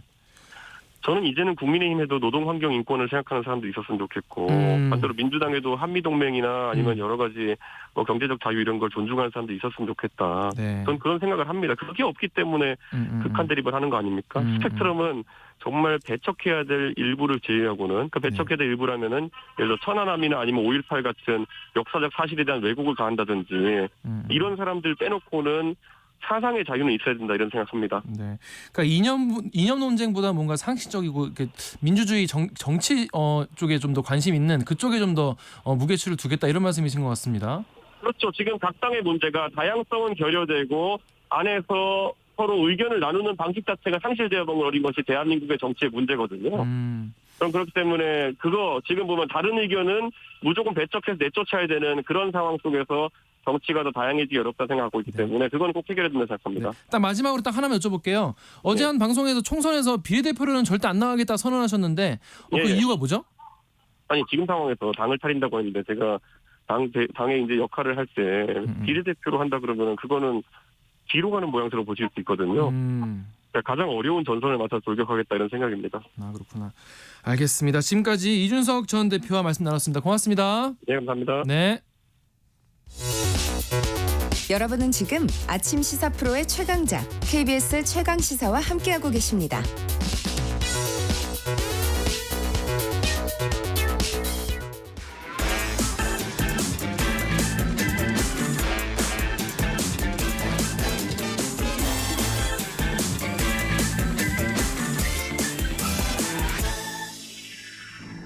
한 번 더 뉴스 시간입니다. 오늘 한국경제신문의 최영찬 기자 나왔습니다. 안녕하세요. 네, 안녕하세요. 안녕하십니까. 오늘 첫 번째 뉴스 어떤 겁니까?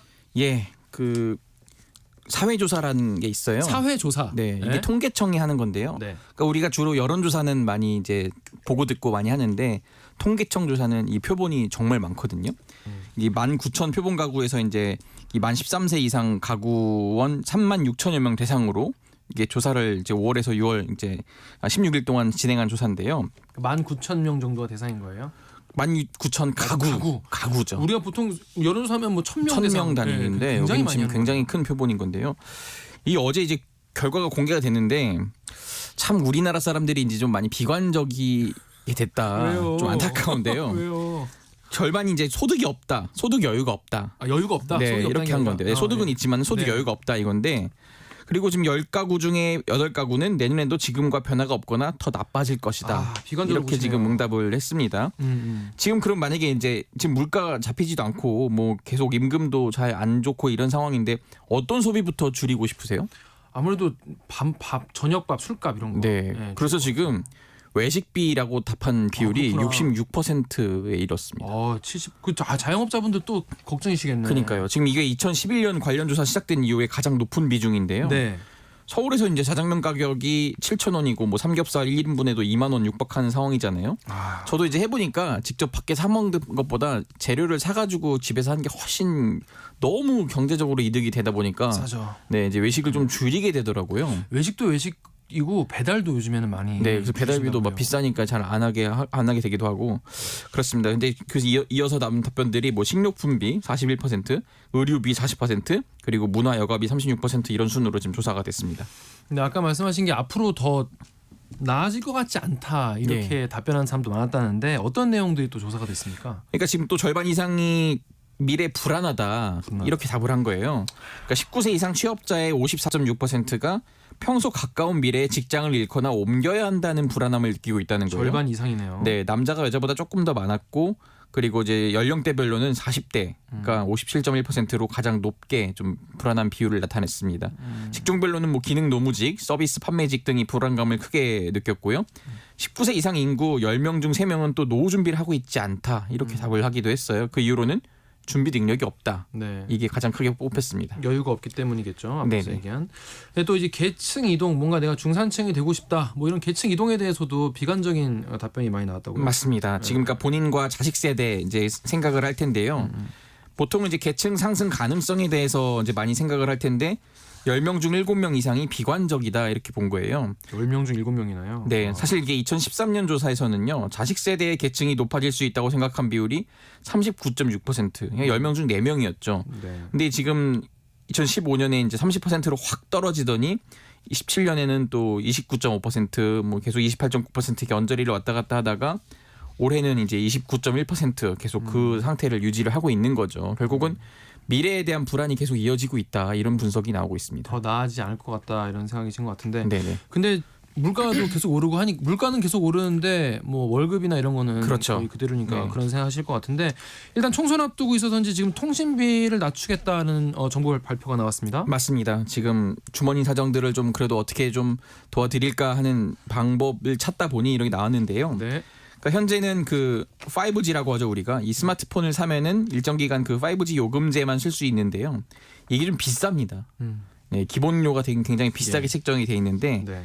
근데 이제 이 5G 폰이어도 이 4G죠. LTE 요금제를 쓸 수 있게 바뀌는 겁니다. 그러니까 거꾸로 LTE 단말기를 이용하는 이용자의 경우에는 이 데이터 사용량이 많으면 오히려 5G 요금제가 유리할 수 있거든요. 그렇기 때문에 그렇게 또 바뀔 수 있고요. 그러니까 이를 선택할 수 있도록 이용 약관을 통신 3사가 이제 개정하기로 정부와 지금 합의를 했다. 이렇게 지금 정부가 발표를 했거든요. 또 5G 요금제 최저 구간도 낮추는데 이게 이제 현재는 5G 요금제가 아무리 저렴해봐야 4만 원대 중후반이에요. 네. 근데 이걸 3만 원대까지 낮춥니다. 그러니까 이 요금제는 이제 내년 1월쯤 나올 것 같고요. 30GB 이하 소량 데이터 구간의 요금제도 이제 세분화하기로 했습니다. 이제 5G 요금제는 뭐 데이터를 기본적으로 뭐 몇십 기가바이트 굉장히 높게 기본을 측정해 놨는데 사실 새로 그 핸드폰 바꾸더라도 집에서 주로 이제 와이파이만 켜놓고 쓰는 분들이 많이 있기 때문에 그렇죠. 그런 분들은 이렇게 비싸게 할 이유가 없는데 왜 이렇게 요금제가 돼 있냐 좀 불만이 있을 수 있거든요. 네. 그런 분들을 위해서 좀 세분화하겠다 있고 또 최저 요금제가 제공하는 데이터조차 다 쓰지 못하는 사용자들 많기 때문에 한 10,000원 정도를 아낄 수 있을 것으로 보입니다. 전반적으로 다 내년 1월 정도부터 시행이 되는 거라고 보면 되나요? 그렇죠. 지금 이게 이제 상반기에 그런 요금제가 나오고요. 네, 이제 바꿀 수 있는 거는 아마 이제 하반기에 바로 이제 다음 달이면 시행할 것으로 보입니다. 알겠습니다. 근데 이게 약정도 이제 2년 단위인데 이것도 바뀐다면서요? 그렇습니다. 이제 2년 쓰는 의무 조건을 건 대신에 한 25% 정도 할인을 해주는데 이것도 이제 1년으로 줄이겠다 이렇게 발표를 했거든요. 그 이유가 이제 사실 2년으로 걸어놓으면은 한번 2년 가입을 하면은 그 기간 동안에는 이제 통신사들 바꾸지 않잖아요. 그렇죠. 근데 1년으로 줄여놓으면은 어쨌든 좀 가입자 간의 그 경쟁을 좀 부추길 수 있기 때문에 그 회사 입장에서 정부가 이 과점 시장의 경쟁을 도유도해서 가격 인하를 좀 도모해 보겠다 이렇게 지금 하고 있습니다. 그렇습니다. 자, 야구 얘기해 보겠습니다. 한국 시리즈 진행 중인데 어제 LG가 명승부를 펼쳤죠. 맞습니다. 와. 3대4로 뒤지고 있다가 이 역전 8회 말 역전 투런 2점 홈런으로 5대4로 뒤집었습니다. 아주 카톡방이 난리 났었어요. 네, LG 포수 박동원은 초구를 노려서 넘겨가지고 이기는 장면이 되게 멋있습니다. 제가 뭐 사실 이 두 팀 팬도 아닙니다만 그렇죠. 사실 싱겁게 끝날 줄 알았거든요. 1회에 그 KT가 1회 초에 4점을 냈어요. 그래서 이대로 가는 줄 알았더니 이제 뭐 3회에 또 한 점 내더니 계속 이제 6회에 한 점, 7회에 한 점, 8회에 2점 이렇게 해서 역전승을 LG가 완성해냈습니다. 그럼 1차전은 KT가 이겼던 거고 2차전은 LG가 이겼고 근데 이제 예측을 할 수가 있나요? 왜냐하면 NC 때 너무 예측보다 승승패패패를 했으니까 그렇죠. 어떻게 될지 좀 짚어보신다면 그래도 이게 아무래도 정규 시즌에 LG가 압도적으로 1위를 했기 때문에 그 경기 감각을 어느 정도 찾은 것 같아요. 좀 오래 쉬었는데 그리고 이제 염경엽 감독 말은 선수들이 어쨌든 그 큰 경기 이제 치러보고 자신감을 찾았다, 이겼다는 것 때문에 자신감을 찾아서 뭐 굉장히 내리 4연승을 할 것처럼 자신감을 보이고 있습니다. 알겠습니다. 한국경제신문의 최영찬 기자였습니다. 고맙습니다. 감사합니다. KBS 1라디오 최강시사 2분 여기까지입니다. 잠시 후 3부에는요 장신 뉴스가 준비되어 있습니다.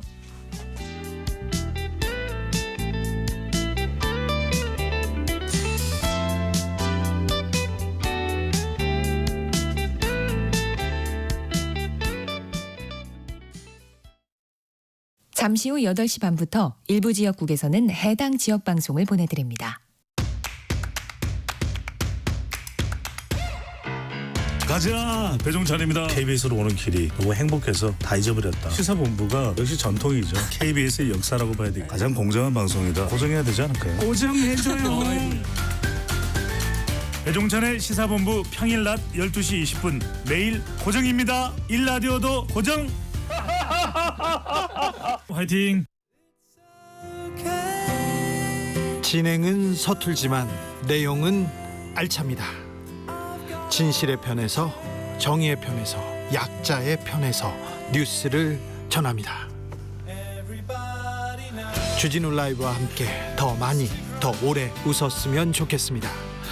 매일 오후 5시 5분 KBS 1라디오 주진우 라이브. 지금 시각은 8시 30분입니다. KBS.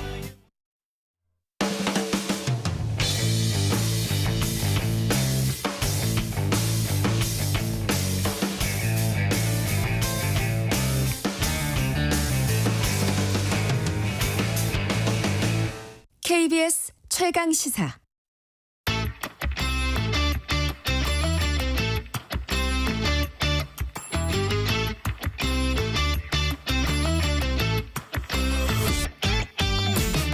단신 뉴스는 다루지 않는다 이 말이야. 이 길고 깊이 있는 뉴스 다루는 장신 뉴스 시간입니다. 장윤선 정치 전문 기자 그리고 신인규 민심동행 창당 준비위원장 오셨습니다. 안녕하세요. 네, 안녕하세요. 안녕하세요. 아우 숨차. 아직까지 적응을 못하시고 계신 것 같습니다. 네, 저는 완전히 적응했습니다. 네, 저는 정말 연예인인가 기자인가. 기자입니다. 자, 우리 정치권 아침 텐션. 네, 아침 텐션 뭐 우리 출근하시는 길에 네.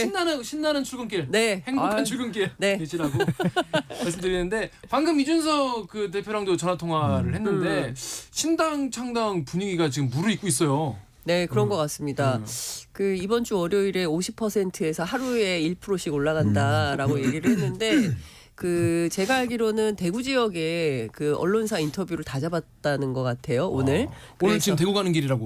예. 그래서 아마 대구에 그제 대통령 가셨고 어제 이뇨한 위원장 가셨고 이제 오늘 이제 본인이 가서 이제 판을 뒤집겠다 뭐 이런 뜻인 것 같아요. 그래서 제가 보기에는 어제 한겨레 신문 인터뷰를 통해서 영남신당 얘기를 했는데 상당히 세게 드라이브를 걸고 있다 이렇게 보입니다.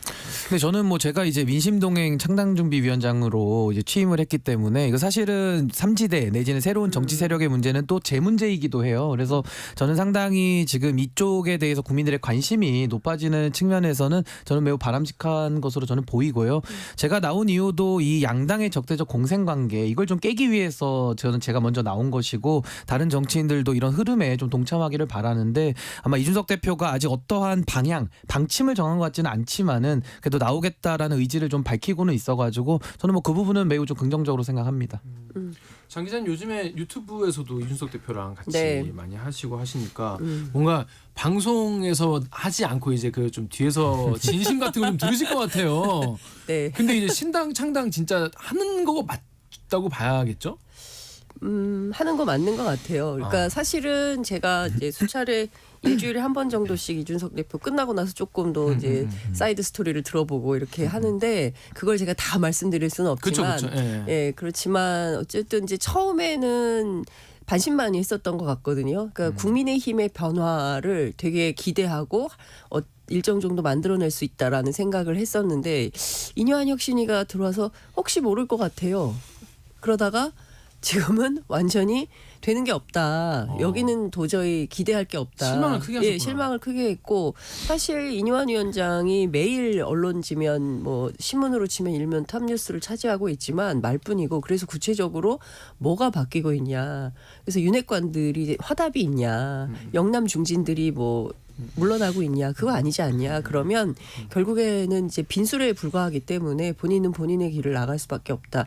그리고 상당히 가치지향적으로 바뀌는 분위기인 것 같습니다. 가치지향적이요. 네, 그러니까 이제 그동안 이제 보수 정당이라는 것이 기득권.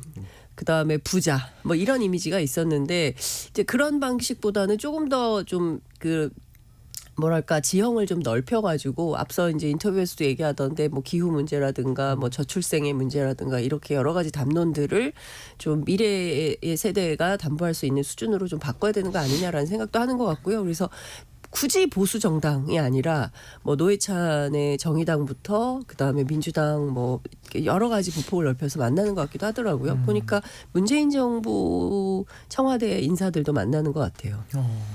근데 저는 이준석 대표와 저와의 가진 그 인식의 근본적인 차이가 뭐냐면요. 이제 국민의힘을 저는 고쳤을 수 없다. 그리고 고쳤을 의미조차도 저는 없다라는 저는 입장이고 이준석 대표는 가능성이 남아 있다. 그리고 고쳐 쓰는 게 의미가 있다. 요것은 지금 저랑은 간극이 지금 건널 수 없는 상황인 것이고 또 하나는 저는 지금 신당을 하는 것을 저는 완전히 자발적으로 하거든요. 제가 원해서 하는 겁니다. 근데 이준석 대표는 아직은 제가 볼 때는 국민의힘에서 기회를 주면 국민의힘으로 남고 기회가 없어질 가능성이 자꾸 이제 더 희박해지기 때문에 그러면 이제 제로가 되면은 반대로 신당이 100%가 돼서 그때 나오겠다 지금 이 얘기거든요. 그래서 저랑은 이런 현실을 지금 인식하고 바라보는 관점이 다른데 아마 그것은 저는 외부 인사 출신으로 당에 들어왔고 이준석 대표는 이 당에 10년 이상 있었던 그 배경과 또 이준석 대표는 바른정당 한번 해봤잖아요. 그렇죠. 그러니까 그 힘듦을 또 알기 때문에 저랑은 당연한 인식적 괴리가 있다라는 거고요.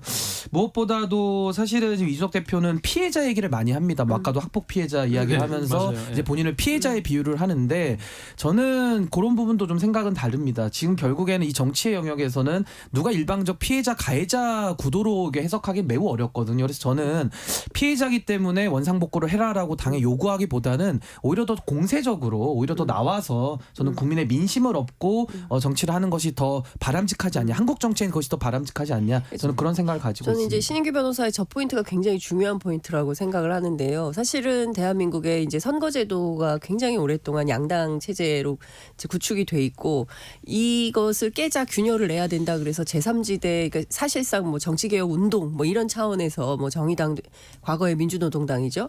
뭐 여러 가지 실험들이 있었지만 잘 안 됐어요. 바른정당도 사실은 제대로 제3정당 해보자고 했지만 날 추워지니까 도로다다 들어간 이런 케이스인 거거든요. 복당을 했죠, 복당. 그렇죠. 그러니까 중요한 포인트는 제3지대로 남아 있으면서 버틸 수 있는 힘이 있냐. 그러니까 지금 그 신인규 위원장 같은 경우에는 거친 들판에 나홀로 서서 어떻게든 이 풍파를 해치고 끝내 살아남겠다라는 이제 주장을 하고 있는 것이고 거기에 이제 동의하는 많은 시민들이 함께하고 있지만 사실 쉬운 길은 아닙니다. 한국 정치에서.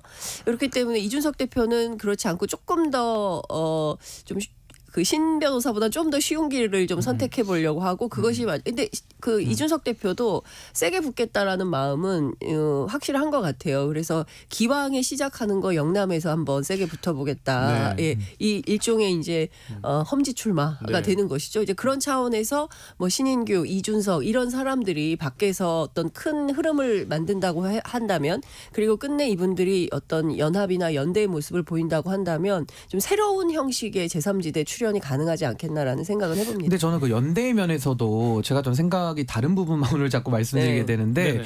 연대도 저는 이렇게 생각해요. 당이라는 것은 같은 동지끼리도 어렵습니다. 그러니까 쉽게 말하면 맞아요. 저도 지금 우리 국민의힘에 제가 물론 탈당은 했습니다마는 제가 동지로 생각하는 분들 많거든요.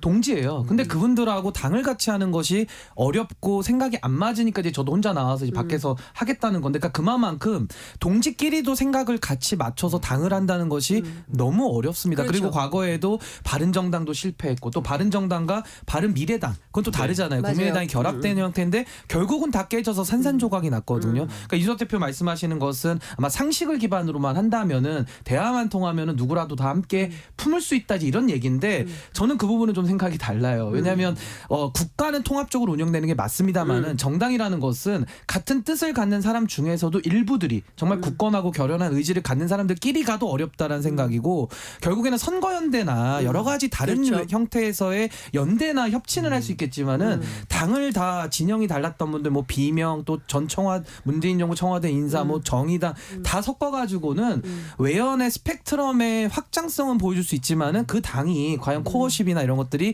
단단하게 유지 존속될 수 있겠느냐 저는 거기에 대해서는 생각이 좀 많이 다르기 때문에 저는 조금 더 민심동행의 길을 저는 분명한 방향을 정했거든요. 저는 보수에서 나왔기 때문에 정통 보수 그리고 진보 쪽에서도 지지해줄 수 있는 보수를 만들자. 그래서 저는 오히려 시민들의 힘을 힘입어서 오히려 기존의 정치권 문법이 아니라 보통 시민들의 문법으로 하자라는 걸로 저는 정했기 때문에 저는 이것이 더 시대 정신에 저는 맞는 방향이다. 저는 그렇게 생각합니다. 저는 신인규 위원장이 말하는 일종의 이제 공화주의의 가치 이런 건 정말 우리 시대에 필요한 정신이거든요. 그러니까 어떻게 하면 더불어 함께 잘 살 수 있는 그 사회나 정치 시스템이나 이런 거를 만들 거냐.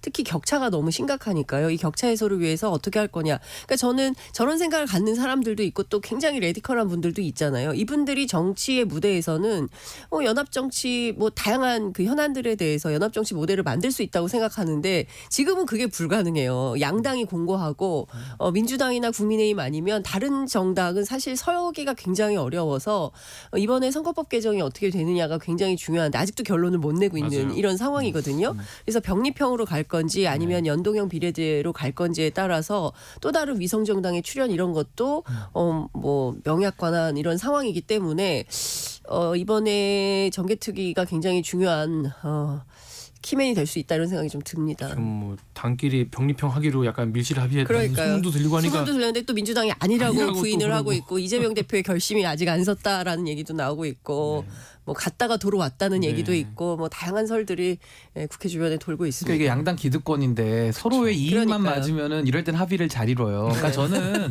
더 이상 기존 정치권에 기대할 거는 없고요. 저는 뭐 제도 얘기 자꾸 하시는데 당연히 제도가 불리한 걸 저도 알죠. 알면서도 나와서 하는 이유가 뭐냐면요.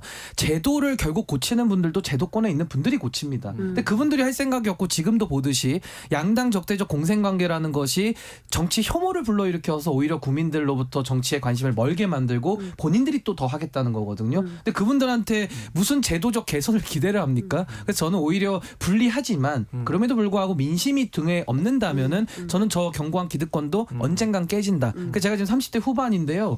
제가 한 20년만 이걸 하면 좀 바뀌지 않겠습니까? 그래서 제가 이제 보통 국민의힘의 초선 의원이 50대 후반들이 많이 들어오기 때문에 전 20년은 제가 공짜로 얻었다고 생각을 해요. 그래서 20년만 여기다가 제가 잘 묻는다면은 저는 그 안에는 반드시 바뀐다. 저 그게 확신합니다. 정치 혁명을 말하는 정치 의병. 정치 신인규 의병. 정치 의병으로 환갑 때까지 달리실 것으로 단일로 의병당 한번 고민해 보겠습니다. 의병당. 그렇습니다. 근데 이게 그러면 지금 뭐 이준석 뭐 전 대표랑 이렇게 소통은 지금 혹시 하고 계시나요? 저는 뭐 그러니까 뭐 언제든지 필요하면 전화할 수 있는 이제 서로 그런 사이이긴 한데 저는 이준석 대표를 늘 응원하고요. 저는 이준석 대표에게도 한국 정치의 근본적 변화를 이룰 수 있는 키맨이라고 봐요. 제가 노력하는 것보다 이준석 대표는 한 10분의 1만 노력해도 더 바꿀 수 있는 게 많거든요. 그래서 저는 정치 변화의 길에 좀 함께했으면 좋겠고 이준석 대표 행보를 저는 어떤 결정을 하더라도 존중하고 응원할 생각입니다. 그러니까 지금 국민의힘은 그래도 이런 젊은 새로운 혁명을 시도하려고 하는 젊은 정치인들이 있잖아요. 근데 민주당은 사실 그게 없는 거고 안 보이는 거예요. 그러니까 그런 차원에서 보면 민주당이 오히려 더 지금 분발해야 될 때다 이런 생각이 좀 듭니다. 총선에서 새로운 인재들이 또 네. 나오겠죠. 자, 근데 아까 이준석 전 대표 전화 인터뷰할 때 이거 물어보고 싶었는데 못 물어봤어요. 이게 왜냐면 안철수 의원이랑 또 싸웠잖아요. 식당에서. 네, 식당에서. 여기 앞에 복국집. 네, 복국집에서 네. 저도 자주 가는 데인데 이 감정의 골이 깊어서 이게 나중에 혹시 뭐 돌아오더라도 안 잘 그것 때문에 이런 것도 문제가 될 것 같고 이거 가지고 또 뭐랄까 당이나 어떤 정치인 개인의 이미지도 좀 많이 깎이는 것 같아요.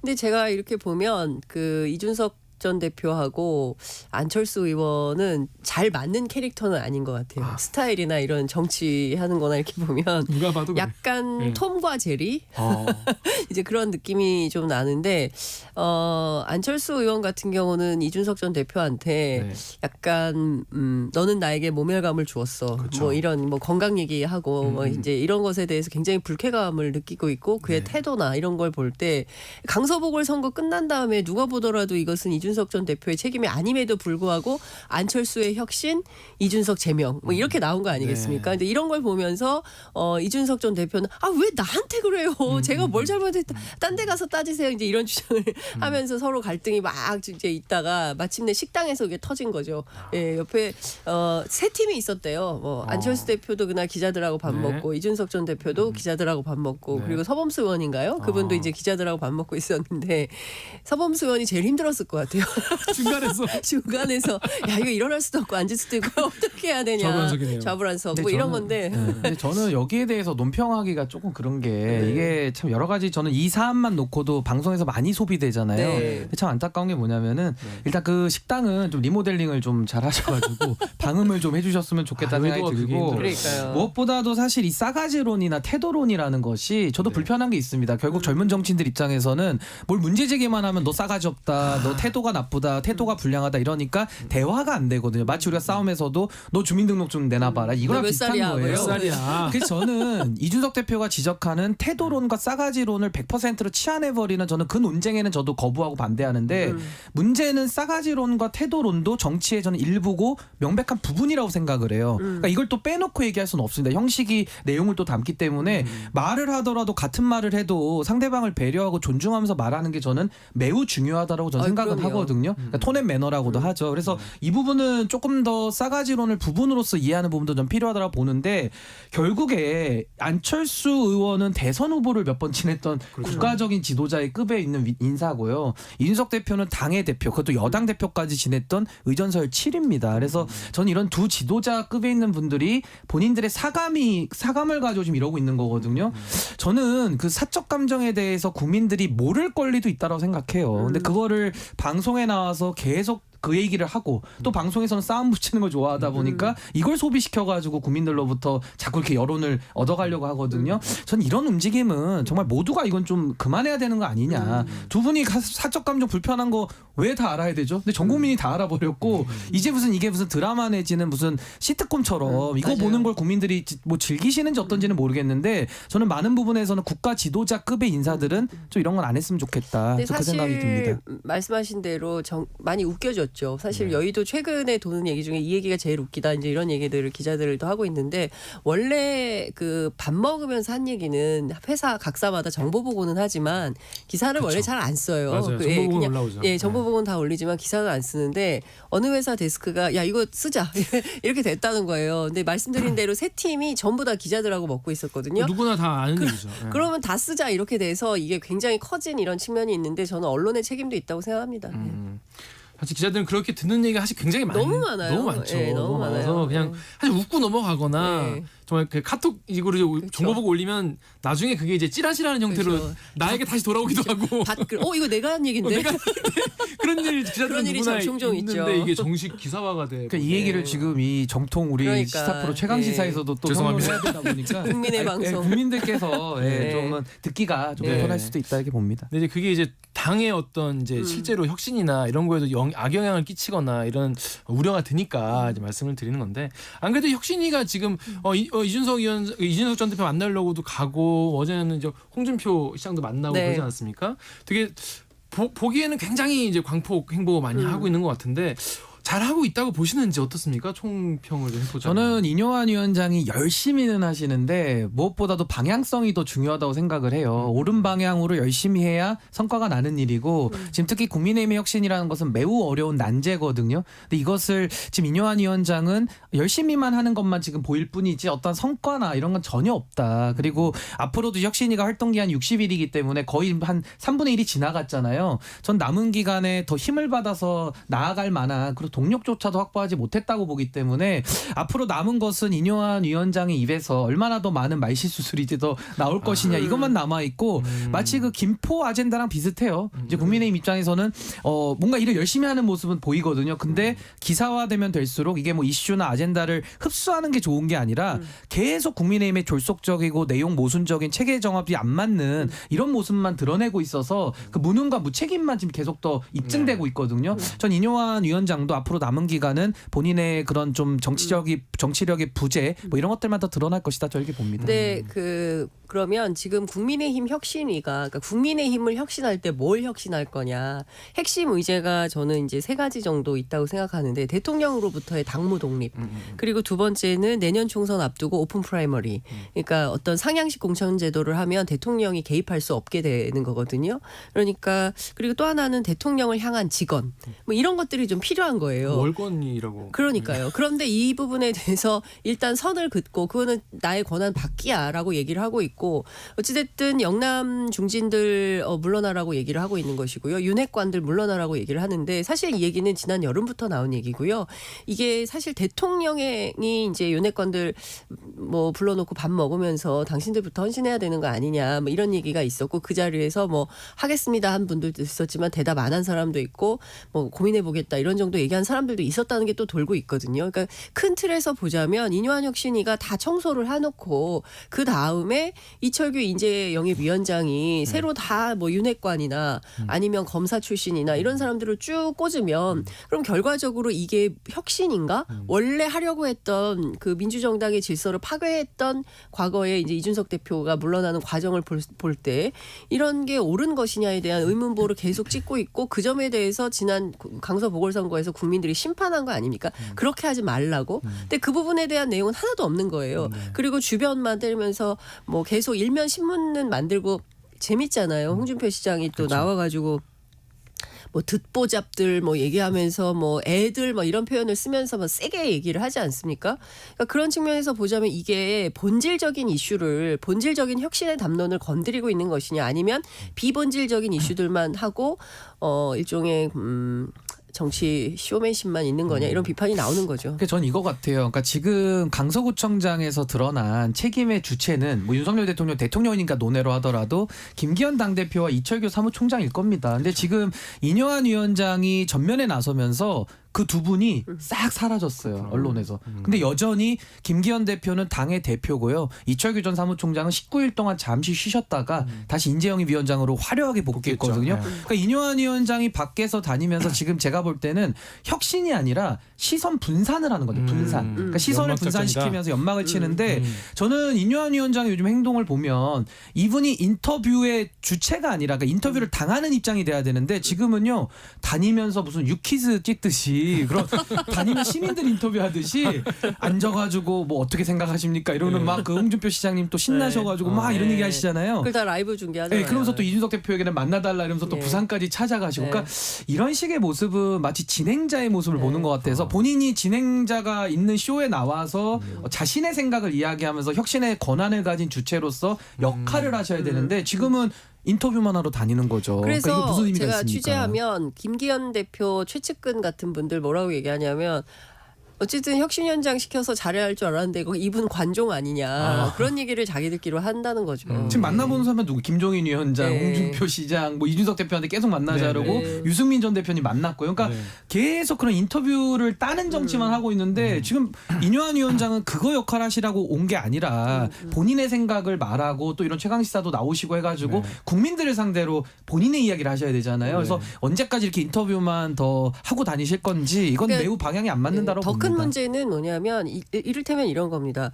그 김기현 대표나 장제원 의원 같은 경우에는 대표적인 윤핵관들이고 뭐 이철규 총장도 마찬가지입니다만 이분들이 이제 떠밀려서 안 그만두면 안 되는 상황에 몰리는 거고 이 자체에 대해서 굉장히 불쾌해하고 있다는 거예요. 그래서 장제원 의원 같은 경우 나는 사상에서 어떻게든 출마하겠다. 그다음에 뭐 권성동 의원 같은 경우도 강원도에서 반드시 나는 출마하겠다. 막 이제 이런 얘기들이 나오니까 오히려 퇴행하거나 역진적 상황을 만들어버린 꼴이 되는 겁니다. 그러니까 뭐 바깥에 나와서 이 사람 저 사람 만나고 아이고 좀 형님 도와주세요. 뭐 이런 컨셉 보다는 실제로 그 문 닫고 당내에서 문 딱 걸어 잠그고 그래서 우리 당 앞으로 어떻게 할 건지 혁신에 대해서 진지하게 논의해 봅시다. 당신 그만두고 이렇게 정리합시다 해서 전격적으로 딱 발표를 하고 싹 물러나는 방식으로 한다면 오히려 이뇨한 위원장이 상당히 파워가 있네, 힘이 있네. 수술을 했네. 그렇죠. 뭐 수술을 했네. 의사로서 뭐 이런 판단을 받을 수 있는데 지금은 문 다 열고 여기저기 다니면서 자 오늘은 누구를 만나서 무슨 얘기를 할까 뭐 이러니까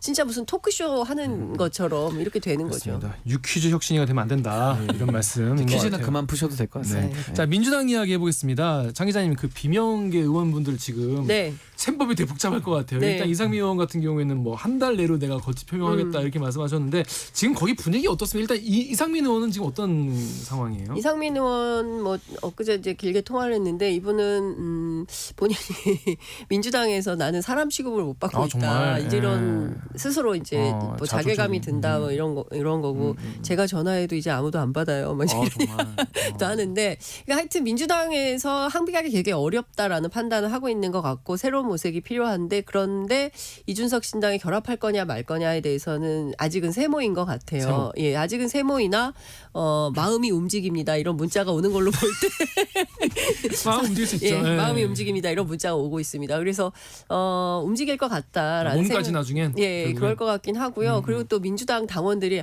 아유 어서 가세요. 빨리 가세요. 막 약간 이런 분위기예요. 댓글도 그렇더라고요. 예, 그래서 이상민 의원은 좀 그런데 그러면 소위 비명계로 통칭되는 과거에 뭐 문재인 정부 청와대 출신들이라든가 아니면 뭐 전직 장관, 차관 출신들이라든가 아니면 더 과거로 돌아가서 소위 친노 집단이라든가 이런 분들이 이준석 신당으로 갈 거냐 그렇지는 않을 것 같고요. 그 얘기를 합니다. 아니 우리가 암만 비명이라도 그렇지 이재명 리더십에 대해서 문제를 삼는 거지.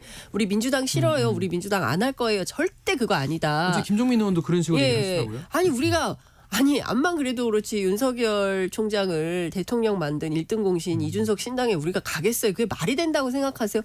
좀 생각하고 질문해줘. 막 이런 얘기를 민주당 의원들이 하고 있습니다.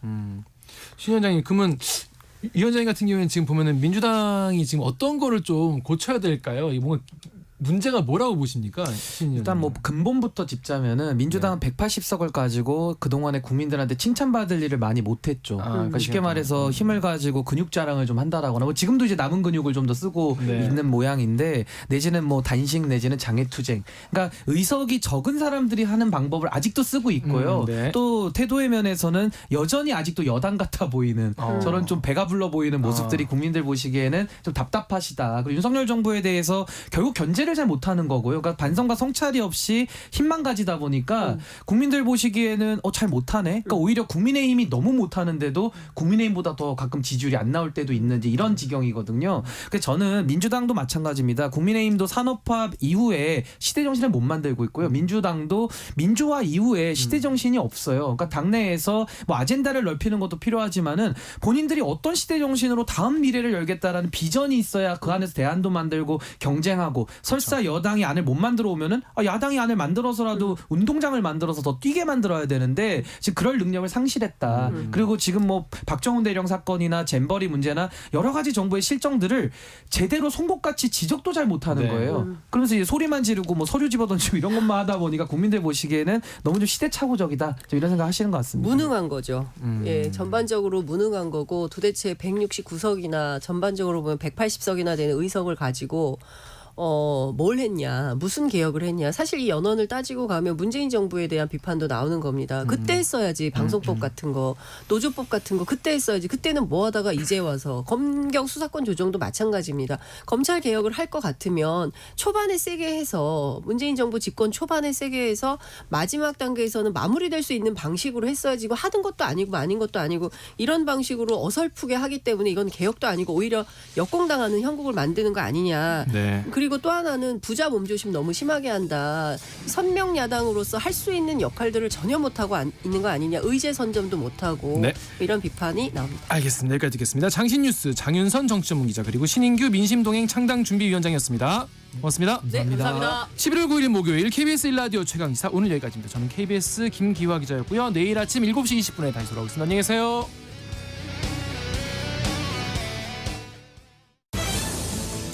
지구촌 곳곳에서 전해지는 지진 피해 소식. 우리나라도 더 이상 안전지대가 아닙니다. 지진이 발생했을 때 서둘러 밖으로 뛰어나가면 유리창이나 간판이 떨어질 수 있어 무척 위험합니다.